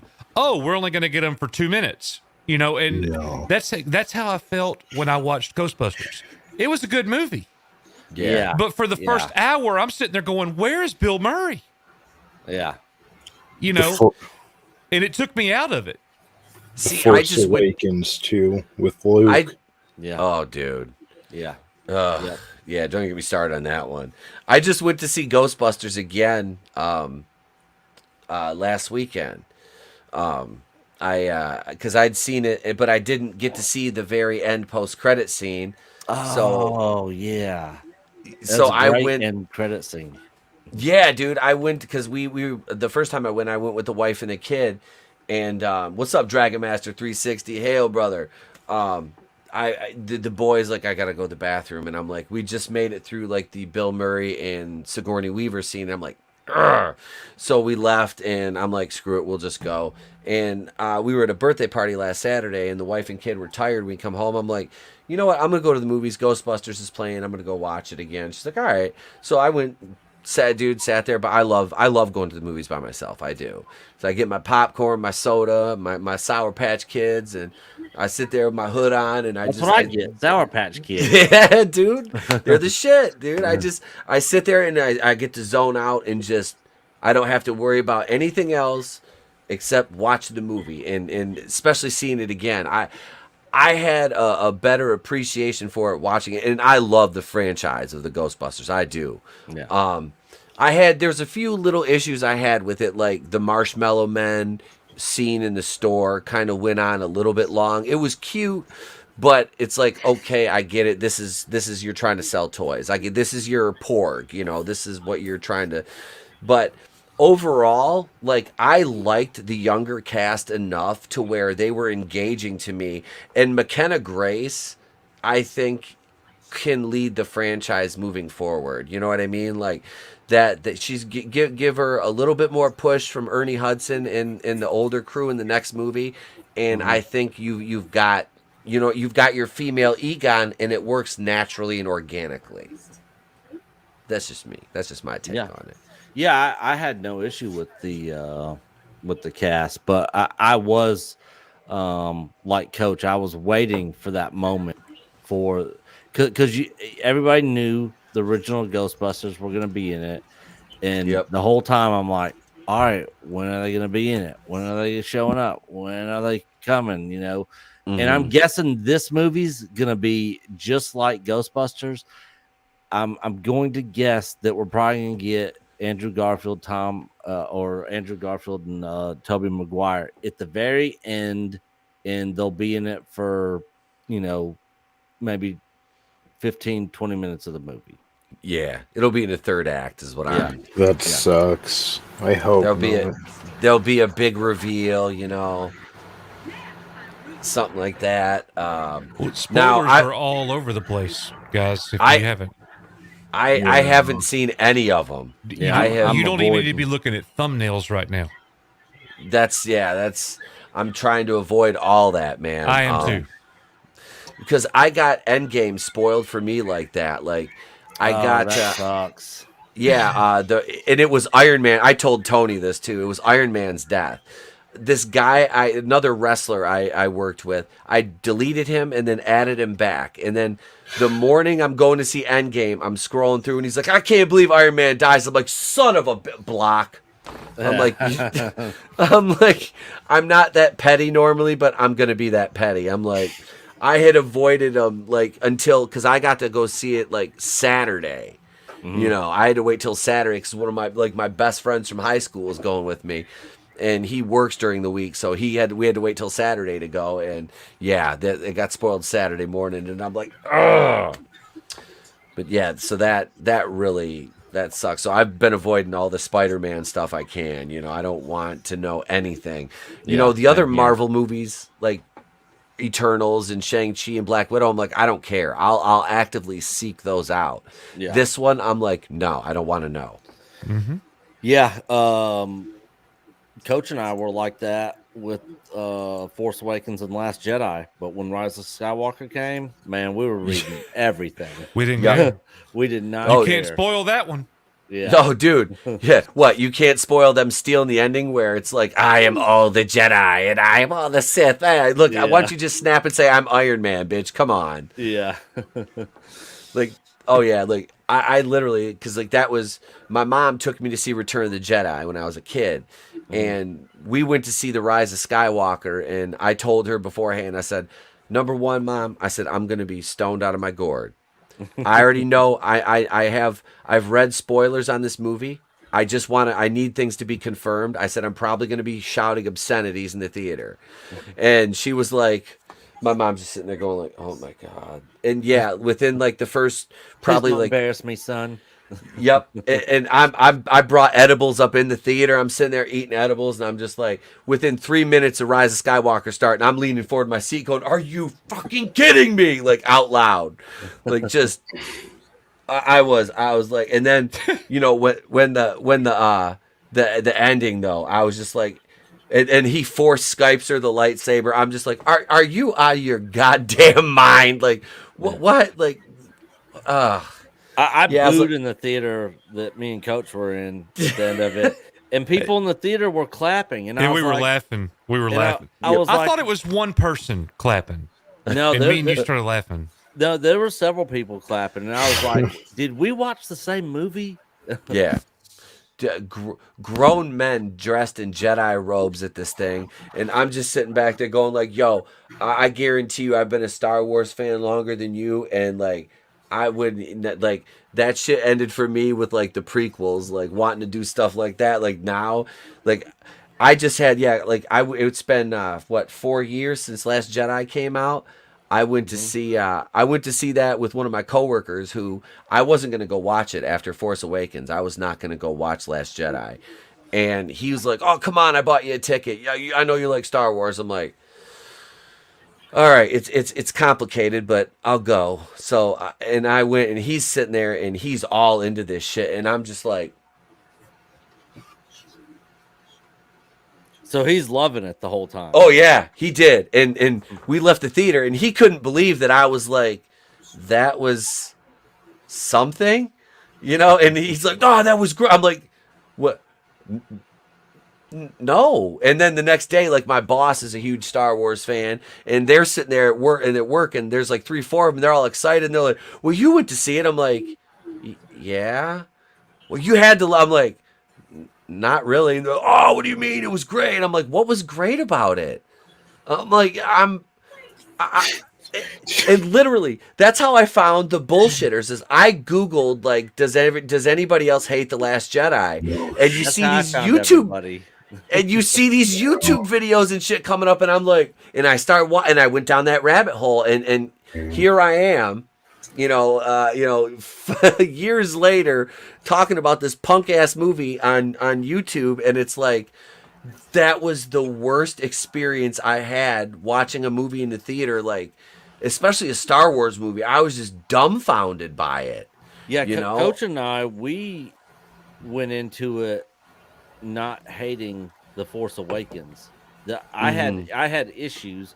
I think Coach had probably maybe some of the same issues. I'm not really 100% sure, but I definitely had issues with The Force Awakens. But Yeah. I was like, okay, all right, let's see what happens next. So I was pumped because Luke was coming back. I was like, I want to see him freaking waxing folks, taking out people left and right. And that was the leak. Luke was going to single-handedly take out the Knights of Ren. Yeah. Yep. On the island. Yep. And I was like, oh man, I cannot wait. He is just gonna come in and just wreck everybody. And man, he was like a bitch. Right? I was like, who is this person? This is not Luke Skywalker. Oh shit, no. When he took that lightsaber, he just it's like right there, like Ryan, like I'd like to treat your head like the soccer ball that it is, you Nintendo me looking son of a bitch. Just dude, that was there. Well, like you start out with mama, your mama jokes and shit in the beginning, and I'm sorry, but that whole look, ladies and gentlemen, I don't have a problem with females in positions of power in these movies. I don't. But that Callie girl that was the leader of the squadron, who was like gave the brilliant instructions: bombers, keep that tight formation. Fighters, protect the bombers. I'm like, I'm listening to that going like, that tight formation, that doesn't sound like a good idea. Oh, shit. And then one TIE fighter wing takes out, like, what, 5 of those paper mache bombers? Or as George Costanza would say. Yeah, they're tight formation. I'm like, want to get away? Yeah. Oh, that was like, I was like, who promoted this young lady to squadron leader, because she just single handedly got like your whole squadron destroyed. Yeah. Oh, I went in a lot like you guys did. Like, I saw The Force Awakens, and it wasn't my favorite Star Wars movie, but I'm like, I'm giving Disney the benefit of the doubt. It's their first yep. attempt at it. I Yeah. liked Rogue One a little better, and I Yeah, was it's my expecting, favorite. Yes. yeah, I was expecting big things from The Last Jedi, and again, there was the whole controversy that The Force Awakens was just a reboot of A New Hope. So a lot of people were giving Ryan Johnson shit on Twitter. Mm-hmm. Yeah. And he wrote this like long, heartfelt tweet about how he's been in this room with a pen and a pad for so long and tried to write out the best Star Wars movie he possibly can. And he's like, and you're going to see it, and you're going to either think it's a reboot of The Empire Strikes Back or you're not. But I honestly don't think it is, and I've put my heart into this, and I just hope you guys enjoy it. And I'm like, you know, I like this guy. I'm like, this is gonna. So I had some. I thought it was gonna be good. I thought it was gonna be everything we didn't get in The Force Awakens. All the questions we were left with. I mean, and like by the time Ray knocked Luke down on Octu before she took, like, my wife looked, she physically looked at me like, are you okay, baby? I was just mad in my seat. Yep. Like, what the fuck am I watching?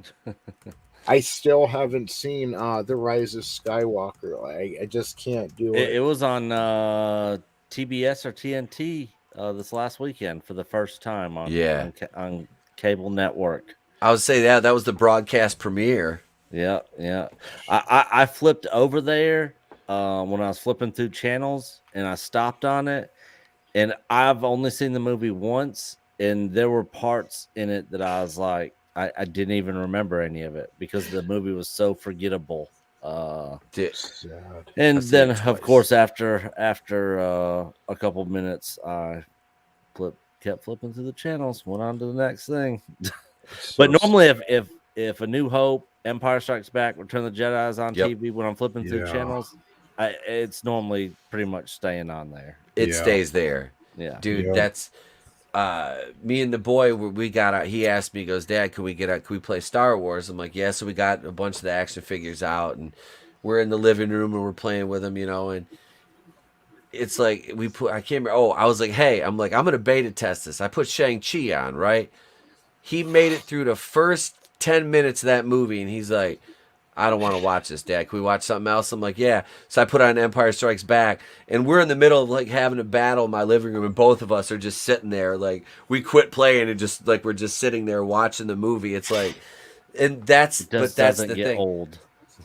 That is not just my favorite Star Wars movie. That is my favorite movie. Empire Strikes Back, like hands down, is my favorite movie overall because it's not just a Star Wars movie to me. It's just a great fucking film, and that's one, like the originals, like even the prequels. To me, I can sit there and I can watch those and just still watch them. I'm not playing on my phone. I'm just watching them. You know, Rogue One, I give Rogue One a pass because of the reshoots and adding the Vader sequence at the end. Plus, it's a war movie. We got actually like a straight up like war movie, which the scene on at the end of the movie is great. You know, the battle and the beach sequence. Jeddah, not Jeddah. That's the mining plan at the beginning. What the hell? Why is it eluding me now? The Citadel place. God, it's driving me nuts. None of us can think of it now. Jesus. I gotta Google battle it. What is it, Tony? I'm like, that's the bad. battle at, like, yeah, like, yeah. None of us can think of it now. Scarif. Scarif, thank you. Yeah. Thank you. The battle is Scarif. That whole sequence there, like that is a kick-ass battle sequence. Yeah. And it's like, why didn't Disney incorporate more of that into the mainline sequel trilogy movies? Like, was totally beyond me. And then every plot thread, dude, you know how much money it was to have Finn come out and be a Jedi and like in the Last Jedi, if he would have been a Jedi after, if he would have had Force powers or sensitivity after the Force Awakens, how they built that up. And then what do? He's in a bubble suit walking around leaking fluid all over the floor. Like it's just like, what? Yeah, and then they he did was nothing with his character.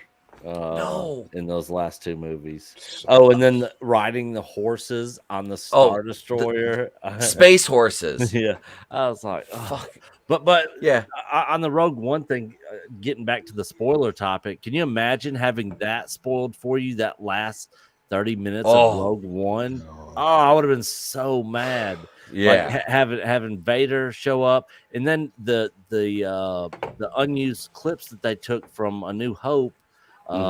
With the other pilots that they incorporated into that, with the gold leader, red leader, and all them. Yeah. Like, I would have been furious if that would have been spoiled.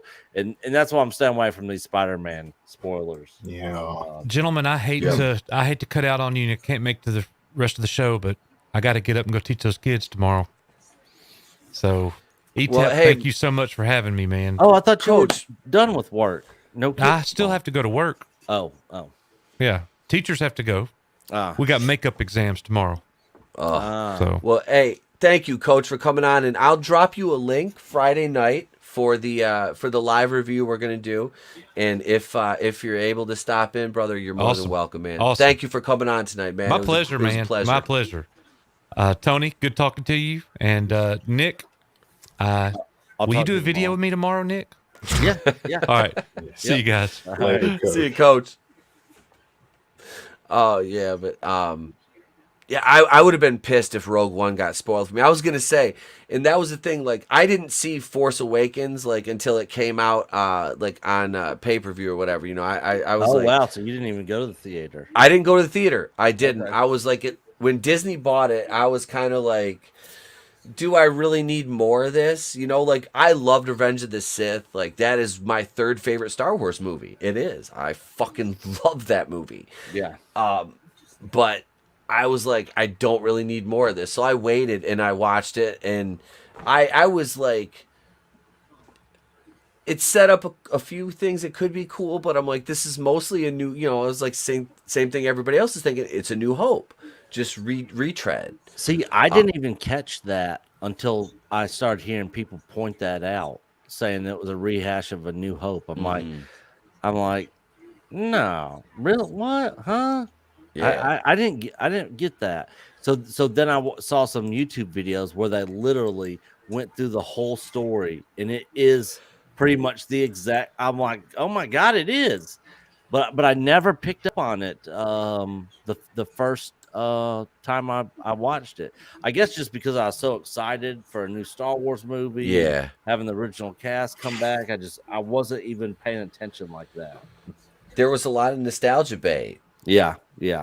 There was, and it, like I said, man, that one, when I watched it, I was, and then I watched Rogue One, and I was like, oh shit, this was like, it wasn't even what's her name, the lead, Jyn Erso or Cassian Andor. It was everything else. And dude, and death. Ben Mendelsohn as Krennic. Oh yeah, he was great. Fucking amazing. And Vader, of course, seeing Vader, you're like, ooh, Grand Moff Tarkin coming back, dude. Which you could totally tell it was CGI, but it was a good enough job to where it didn't completely take you out of the scene. And the voice actor who did the voice for him was spot on. It was just great. The one thing, the thing I hated the most about Rogue One was that whole Boogalette will get your mind and find Borgullet. Yeah. Borgullet sees everything. Yeah, I was just like, oh god, this stupid CGI creature thing with the. I was like, this is dumb. Like they could have just cut that all out. That was the worst part of that. And And same thing for Force Awakens with me. The whole Rathtars, the rolling around there. Like I was just like, God, this is so stupid. You know? Yeah, I didn't give a shit about Kanja Club or Karma Chameleon or you know. come on, chameleon. You come and go. There I was just like, really? God, this is just, there's so many cringe things. But then I was like, oh man, all right, Luke's gonna be in the next one. Han's dead. That sucks. I'm really upset about that. But man, we're gonna get Luke. I want to see Luke go off. And then after the Last Jedi, I was just like, man, fuck all this. Fuck Disney. Fuck this Star Wars. It was, and when they killed Han off, dude, that was like insulting. I hated it. It. I'm like, you're not even like, because I was watching that at home. You know, I was like, what the fuck? But I also kind of wasn't surprised by it, just because I knew Harrison Ford thought that Han should have died in Empire, and he really wanted that character to die. So I wasn't really surprised by it, even though I still didn't like it. You know? Yeah. And that's a good segue into the main topic. 79-year-old Harrison Ford reportedly inks deal to return to Star Wars. This on InsideTheMagic.net, posted today by Rebecca Barton. My initial impression was, I'm like, Vinny is going to have jokes for days now. Yes. But Nick, what was your reaction to this news? Well, Inside the Magic isn't the most reliable source. So I take it with a grain of salt. I personally don't see Harrison Ford playing Han Solo again, ever. I will be very surprised if this is true. I give this like maybe a 10% chance of being true, that he's coming back to Star Wars. If he does come back, I don't know why he would. It doesn't make any sense, honestly. In what capacity? Like, that's, I mean, are you just coming back for them just to, you know, have you do some CGI, some voice stuff or something for them to be able to, you know, deep fake your character with another stand-in, to have flashbacks or do like some stuff that might take place in between episodes 4 and 5 or something like I don't know what capacity he would be involved in Star Wars if he was actually coming back, because he's dead. So that's really the only thing I can think of is that he would be coming back basically just to stand in and do some special effects work where they put those little balls on him and they can, like, you know, get his mannerisms and stuff for a deep fake stand-in that's going to actually play Han Solo. Now I did hear rumors that also, I don't know if it was in this article or another one, that he might be making an appearance in Book of Boba Fett in a flashback. You know, I could see that being a possibility. But the thing is, also, I heard that the flashback was going to be Boba Fett's time of leaving Cloud City to take Han, who was frozen in carbonite, to Jabba. So he really wouldn't be needed for that because he's frozen in carbonite. Right. So I'm not sure. I'm not sure on this. You know, I would love to see them bring the character back if John and Dave are doing some stuff like the way they brought Luke back in the end of Mando season 2, and bring a de-aged, deep fake, whatever, Han in for like some cameo stuff or something like that. But it just depends on what they do, you know. Yeah. See, If I had a that's little bit more info, but I don't trust Disney, you know, at all to really yep. do anything right with Star Wars. But I am holding out hope with John and Dave, with the Mandalorian and Book of Boba Fett and Ahsoka stuff. I'm keeping my fingers crossed that we actually get some good Star Wars out of that stuff. But after the last Jedi, like I always say on our channel, I'm not ever going to have my hopes high or expectations high for any of this because I refuse to be Yeah. disappointed by Disney Star Wars ever again. Yep. Yeah, don't set yourself up for that again. Yeah. Now, the Book of Boba Fett comes out, what is it, the 29th? Yeah. Yep. This month? Here in like so I think it Couple comes out weeks. the same night is the final episode of Hawkeye. Yeah, that is. That's actually what next 2 weeks from tonight on a Wednesday. Yeah. Yeah. Yeah. That'll be our next episode of Going Rogue, actually, because we're off next week, next Wednesday. Yeah, so I'm you know my stance on the whole thing. I was kind of like after the whole Pedro Pascal thing. I kind of was like, do I need to watch? You know, and I broke down and watched a few episodes of Visions enough to know I was like, this is not for me. You know, I watched the first episode of Visions, which I heard was the best episode, and that's all I watched of it. Yeah, I watched 3 episodes and I was like, I'm checked out at that point of it. The Book of Boba Fett, the trailer really didn't do too much for me. I'm gonna check out the first episode because I get it for free. I get Disney Plus for free. So I use somebody else's account, so I don't pay for it.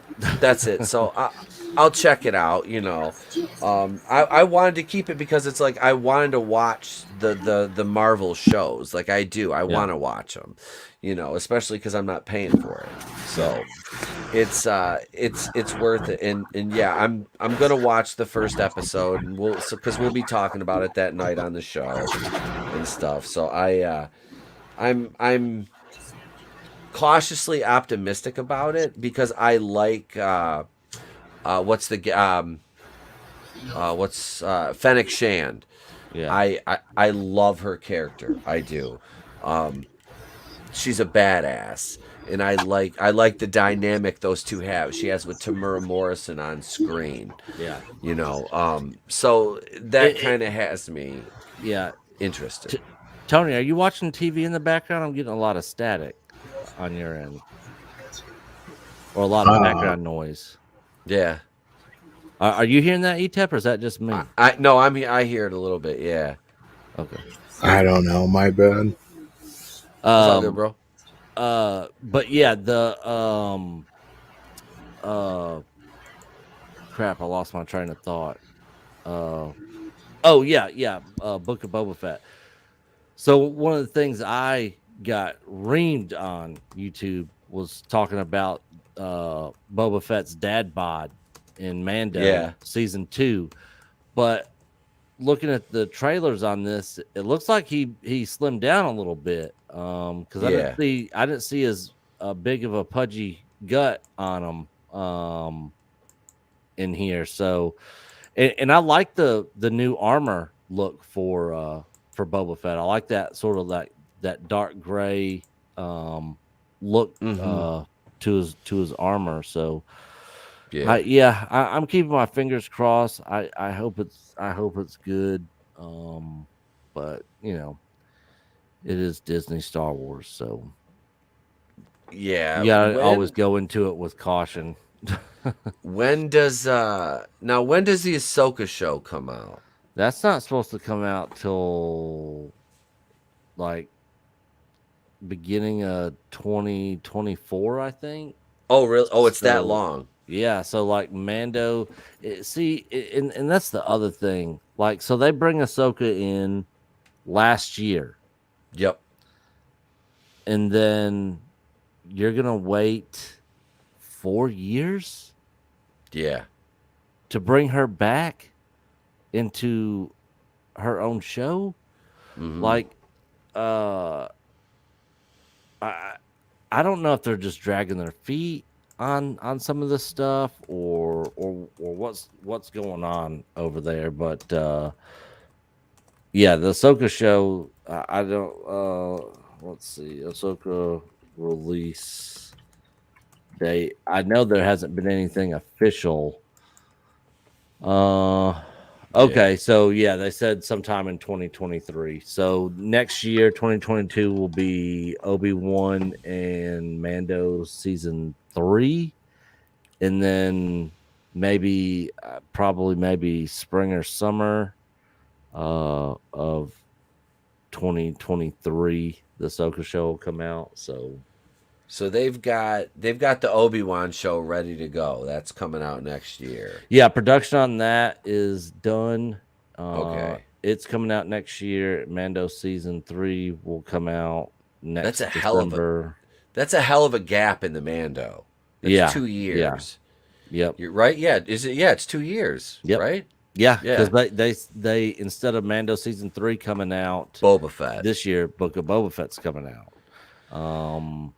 I'm not sure why they decided to do it that way.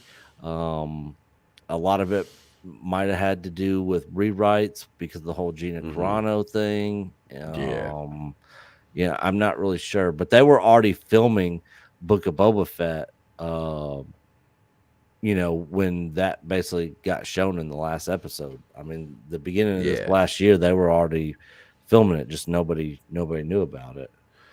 Well, they've still got the Acolyte too. That's one I'm gonna be skipping. Oh, dude, you're not gonna tell me you're out of morbid curiosity. Out of morbid curiosity, you're gonna watch. I'm gonna watch it. Me too, because that's where I'm at. Leslie Headland in charge of this thing, I'm just like, oh, this is gonna be glorious. Like simply for the sheer fact of trashing on it. I mean, I'm sure I probably will end up watching it. But it's gonna be a complete disaster. And it's not. I guarantee it's not gonna get good. Well, I mean, the SJW weirdo feminists, alphabet community people, I'm sure they will be praising it. But most of all the other people will probably not really like it very much, and it will probably not feel anything like Star Wars. And that's because Leslie Headland said she wants to get somebody to come in and write that knows nothing about Star Wars. Yeah, sounds like a great idea. Yeah, isn't this Amanda Stenberg? Is she like some non-binary? Like Yeah, because she's the lead in the Acolyte show. Yep. And they want them to use her pronouns in the show. Like people are already saying that, That's because that's something Star Wars does. Yeah, they need to make sure they use her pronouns in the show. I'm like, oh my God, why is this even a topic of conversation? Yeah. With all these weirdos, the pronouns. In my lifetime, I will never, even if it's completely normalized and I'm 70 years old and somebody's like, I go by him, he, they, and them, and there. I'll be like, fuck you, weirdo. You're a fucking dude. Yep. I'm not going to bow to that pronoun bullshit ever. Nope. I don't care what fantasy land you want to live in. I'm not abiding by that shit. Yeah. The dude does not abide to that. No. Not at all. No. I looked this up, and in case you guys haven't seen here, I'll share it. This is the lead from the show here. Here's the Variety article from a week ago. Oh, let's go back here. This is Amanda Stenberg, who is going to be leading the Star Wars show by Leslie Headland. And it's just, this whole, this thing is going to be a complete dumpster fire. And this is the show that John and Dave have zero to do with. Yeah, nothing. Zero to do with this. Yeah, you know it's gonna be just a woke fest. It is, because if they're talking a Star Wars character that's using pronouns in universe, I mean, this is a galaxy far, far away. This isn't San Francisco. You know, exactly. like, we don't need this real world bullshit that we have to deal with. It's, you know, representative, what, 3% of the actual population, Yeah, if that. if that, and then we have to placate it to these fucking weirdos in our space operas. Yeah, You know, it's sort of like the I guess you saw the Disney Star Cruiser Hotel trailer that they pulled off with the Twi'lek woman singing the modern day Earth music. You know, that I'm made like, no what sense. is happening here? That's not Star Wars music. Yeah. Never once in Star Wars history was anybody singing on there with actual lyrics in English and a modern day, you know, ensemble of instruments and music that you would hear on Earth. That, and then the chick using her iPhone. Oh like, God, that was so cringe. It was like, really? This is what you want people to pay $6,000 for 2 nights for? Fuck you. Fuck $6,000. Dude, me and my wife were talking about that. It's like, we could go to Vegas for that. Yeah. Like $6,000. Like, we can go to Vegas, get a nice room, have a great weekend, you know, hang out with Tony. I'm like, $6,000. I'm like, he's spending $6,000 to go on this punk ass Star Cruiser. That's a joke. It doesn't even look like Star Wars. I would spend $6,000 to go to the Redwood National Forest where they filmed Return of the Jedi and walk around in the woods up there before I spent $6,000 to go there to that Star Wars experience. Yeah. And dude, they showed the video, the lightsaber training and all that. Oh, it's like, God, it was terrible. Terrible. The acting in that, like, it's like, if you wanted people to buy into this experience, and spend $6,000 for 2 nights, you had better fucking up your production value, because this shit, like, it looked like something I could do in front of my green screen. Like, yeah, I mean, it was just, it was, and the it was kid bad. acting that, Sean Giambrone, I think that's how you pronounce. I don't know how you pronounce. He's got a weird last name, Giambrone or something. I like him in the Goldbergs TV show, but he was cringe as fuck in that damn trailer, man. I was like, it was bad, dude. Cut back on your overacting just a little bit too much. This is not that exciting. Yeah, just dial it back. You're at a 10. We need you to 2. Yeah. It was bad. I couldn't believe they actually publicly put that out, and it was funny because Disney pulled it after they made fun of it on Friday Night Tights. That was fucking humorous, you know. And the thing is, if you go look at the itinerary they have you following on that 2 days, it's like you wake up, boom, boom, you do this, you go here, you do that, boom, boom, boom, boom. 15 minutes for break, for you go to the bathroom, 10-minute, 30-minute lunch break. Then you got to be here to go do this. It's like you're gonna spend $6,000, and then you got to follow all these orders. And you have to go be at all these different places at these times. And when you're done with that, then you got to go to this place. You can't freely just go and just enjoy yourself. You have to stick to this itinerary for this experience. And I'm like, screw that. I'm not going on a field trip like I'm in elementary school and have to be told what I can and can't do the whole entire time when I'm paying for it. Like, screw that. Terrible idea. Whosever idea this thing was should be fired immediately, and that whole place should be burnt to the ground. They should be like in Goodfellas, freaking when you run out of money, freaking light a match to it, burn it down, collect the insurance money, and start over. Yeah. I don't want to spend $6,000 and then be on like a minute by minute itinerary. Like, no way. Yep, no windows in the room. So you got a little screen to make it look like you're in space, and then you got one bed in there for the mom and dad, and then 2 little bunk beds, child size beds for them to cram in. And it's like, oh god, It looks man. like the Fifth Element.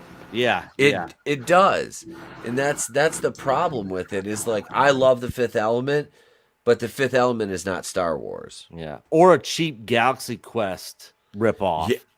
Yeah, Like the inside where all the controls are, like, to go to hyperspace, then just pull hard on that lever. Like, wow, I don't gotta type in no coordinates or anything. I just pull on this lever and we just see the thing on the screen. Wow. Here, this is better than this Yeah. is better than their Galaxy Cruiser right here. It's Yeah. like, oh look, I'm on the deck of the Orville. Yeah. There we go. Which I'm stoked for this show to come back in March. Is it coming back? Is it Hulu? Yeah, Hulu's got season 3 coming up in March, man. March 10th, I believe it is. Yeah. Is that I'm glad they got picked up. Yeah. Dude, I got my wife when we were both sick with COVID, we started watching that together again. Cause like I've seen both seasons like twice and I wanted her to start watching it with me. Yeah. And I was like, hey, let's watch this. She goes, all right. So I put it on and she was like, this is actually really funny. I'm like, I thought you'd like this.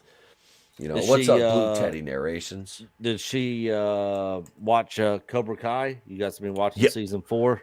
Oh yeah, dude, we're ready. We're ready for that. Yeah. We binge watched the entire series in like one weekend last year. Because everybody was like, you got to watch. Tony was on. You got to check this out. So I'm like, all right, I like Karate Kid. So I can't we watched it. Dude, we got what's his name, Terry Silver's coming in this season. Terry Silver coming back. Yeah, I was talking to my sister yesterday. I'm like, you need to make sure that the kids watch Karate Kid 3 before you guys watch season 4, because otherwise you're not going to know who some of these characters are. Like, make sure you watch Karate Kid 3 first. Otherwise, a lot of this will not make sense. I think I have that one on DVD. I'm not sure. I'll have to look. The third one? Yeah. Yeah, I think I have that. I got a 2 terabyte hard drive full. It's my portable Blockbuster movie rental. Nice. Of all movies that I legally obtained online because I own copies of them. I got them all divided up in years, 1980s, 90s, 2000s, you know, all the MCU stuff in one folder. So yeah, I'm definitely gonna watch Karate Kid 3 again, just to kind of refresh, even though I've seen that movie like 100 times. But yeah, season 4 is gonna be great. Yeah, I'm keeping my fingers crossed. It's good. Because man, the first 3 seasons of that show they were so well done. Like, I'm just like, this is what it's like when they take something and do the nostalgia stuff and they do it properly and they do it right with care and reverence to the franchise. Yep. Yeah, because you got fans that actually love the series and they're fans. They know what they want to see, and that's pretty much what all the other fans would love to see. Yep. So they're kind of on the same page. Yeah, and that's it. Hail Wookiee supremacy. What's going on, man? Welcome. That's one of the shows I'm looking forward to. There was I started watching La Brea. Have you seen any of that?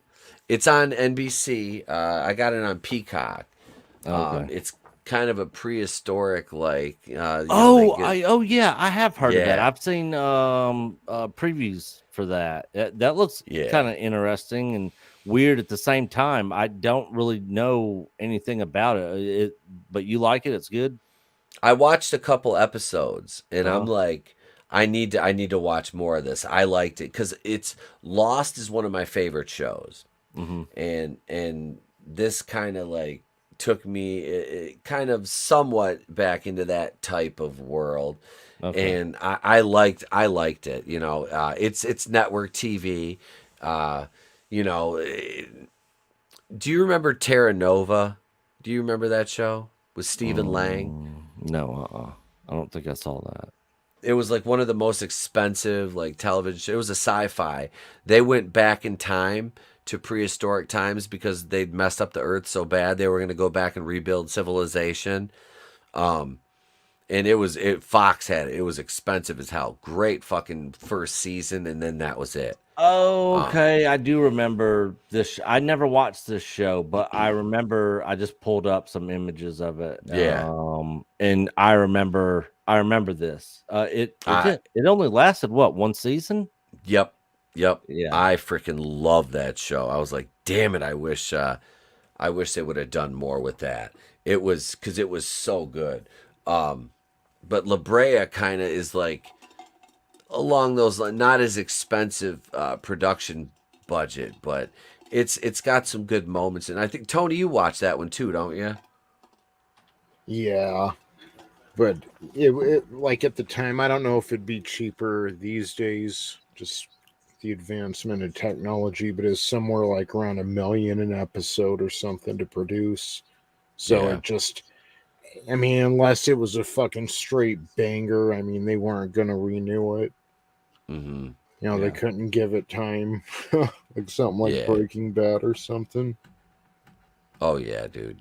Yeah, see, that's another one. I need to go back and watch that again too. Breaking Bad. Love Breaking Bad. I only made it through the first season.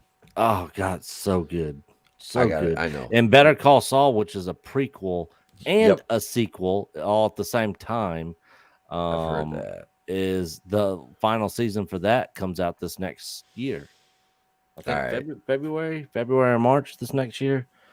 So yeah, I would highly recommend you finish Breaking Bad for sure. Okay. I was just watching Beverly Hills Cop the other night, and the one guy, what's his name, that played Homeboy in the villain in the first one, his bodyguard is in Better Call Saul. That's what's his name, Mike, the hitman. Oh yep, that's the same guy. Yep. Yeah, he was the goon. He was the head goon in Beverly Hills Cop 1.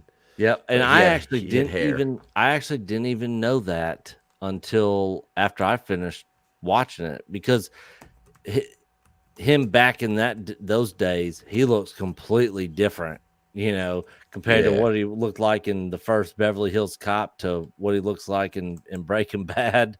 But then once I found that out, I'm like, oh yeah, now that I hear him talking in the voice, like I can, that's the same guy.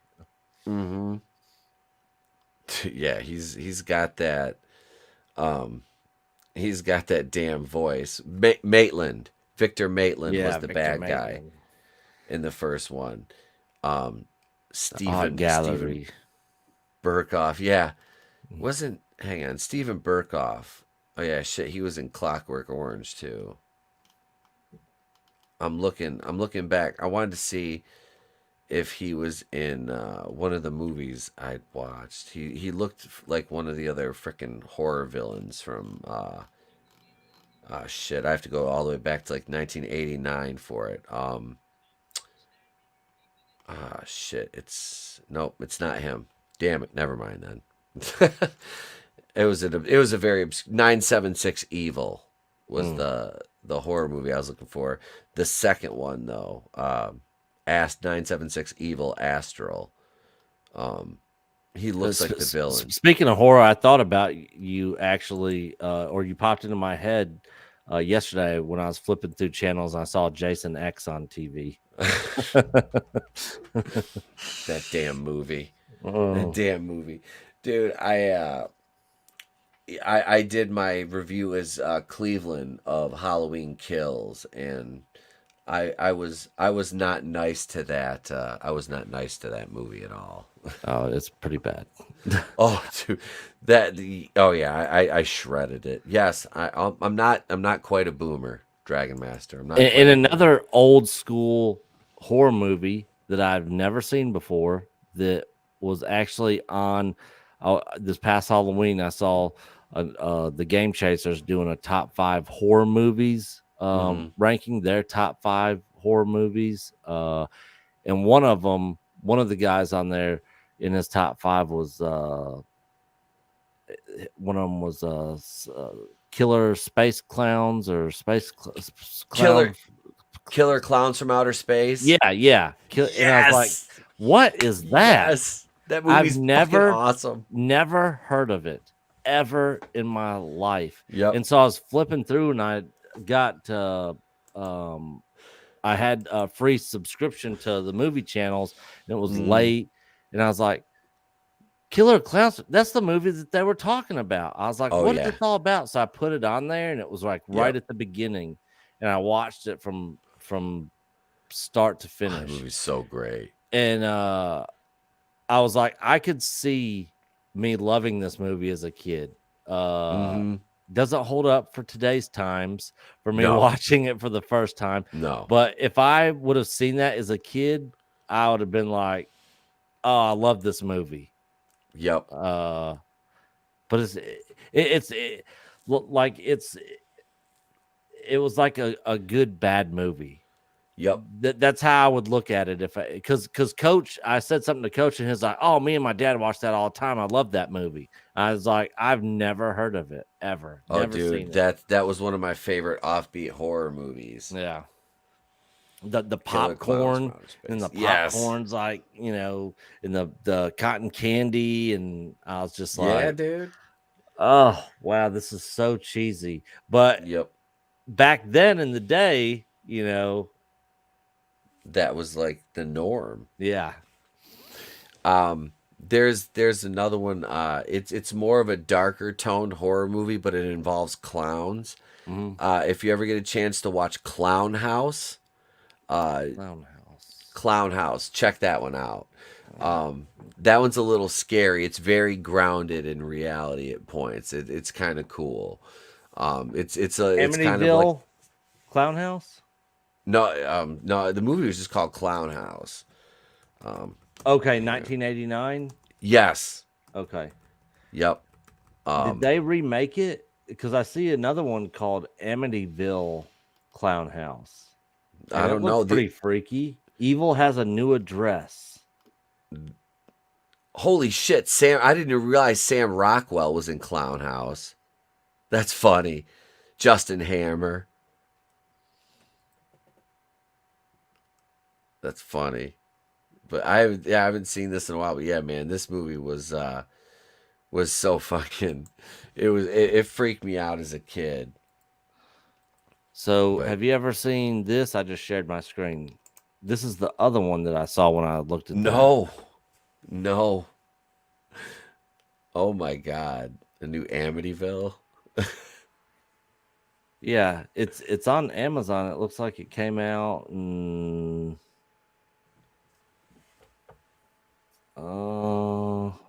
It doesn't. It came out in 2020, September 15th, 2020, a straight to DVD. I'm gonna have to download that one. And then the other one that you said, it was this one right here, right? Yep. From 1989. Yeah. Yeah. All right. I got those punched in. I will actually get those tonight. Yeah, that one's that fucking Clown House one, man. That freaked me out as a kid. My sister is absolutely terrified of clowns. I used to scare with them when she was a kid, and like she's like deathly afraid of them. I should totally get her to watch this.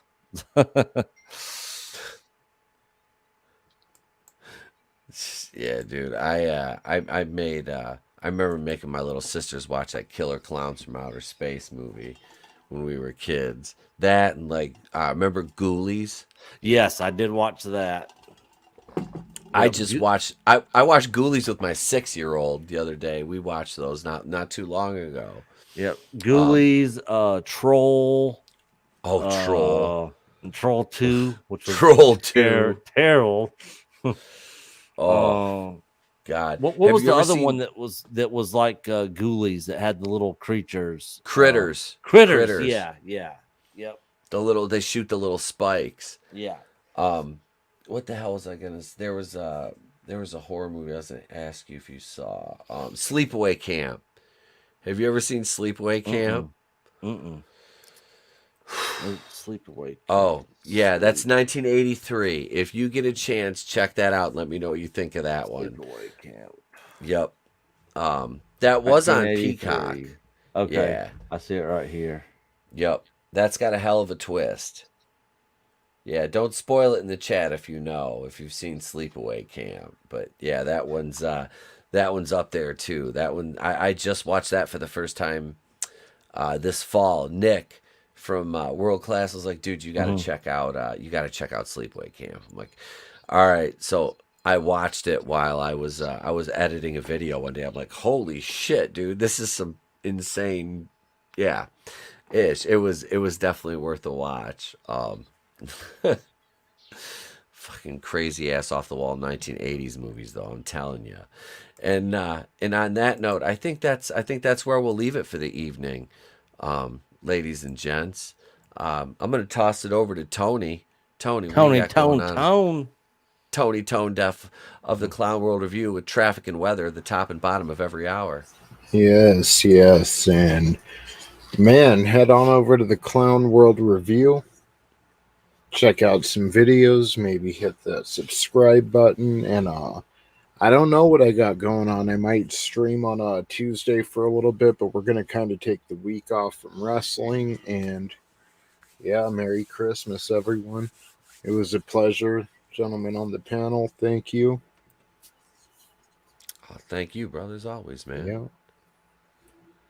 All right, and our guest this evening, representing Echo Base Network, Nick.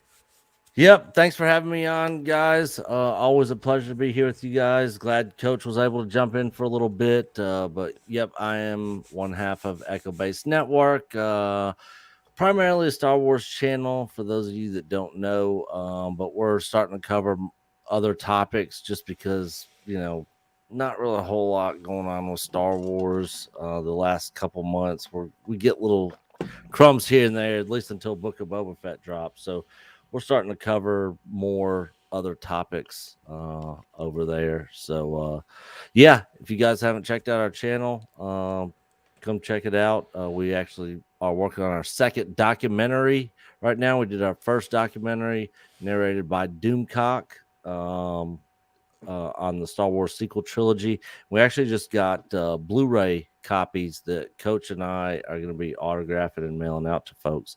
And we're working on our next one. It's going to be narrated by Mauler, titled The Rise and Fall of LucasArts Gaming, which hopefully will be out. It's supposed to be out this year, but we had so much other stuff going on. We got the rough draft of it done, but it will hopefully we'll have it finished first part of next year. Excellent, man. Excellent. Glad to see you guys have congrats on getting over that 20K mark. Yeah, we're literally like less than 50 away from 21. 21K. Awesome, man. That's fucking great, dude. That is awesome to see how you guys have grown, man. Congrats, brother. Yep, slowly creeping up the ladder. Getting there, right? Speaking of which, we're at we're at 8:57 right now. So thank you to our new subscribers. We appreciate you all. Hi, I'm Itepukuian, the CEO of this little enterprise here where I sell shirts. You can get you one of these. We got hoodies over at the Teespring store. Search Monday Night Going in Raw or ETEP's Place to Be Reviews, and there's a link to the merchandise. If you want to buy a shirt, cool. If not, that's cool too. Just come watch the live streams and the videos and hang out and leave comments. Let's see, what do I have coming the rest of the week? We're gonna do another live stream Friday night. Myself, Tony, Vinny, Red, and Nick and Coach are invited. Like I said, if they want to stop in, we'll give them a link, and we're gonna talk about Spider-Man: No Way Home. Give our thoughts on the movie we just watched, and sit there and talk to you guys about it. So I'm excited about that. And let's see what else we got. I'm gonna drop that Hit Monkey review. I have a Gremlins video coming out before next week. Monday will be our last show until the 9th, because I will be gone for Christmas and then celebrate the wife's birthday. And so we'll have Monday Night Going Raw episode 183 on the 20th, and then we'll be off until the 29th. But I'll have some videos dropping over that time for you guys out there. I'd like to thank everybody in the chat: Dragon Master 360, Frankie Knows, Keely Chow, Random Brad Creator, Gap Stargate, Maybe Human, Midnight's Oblivion.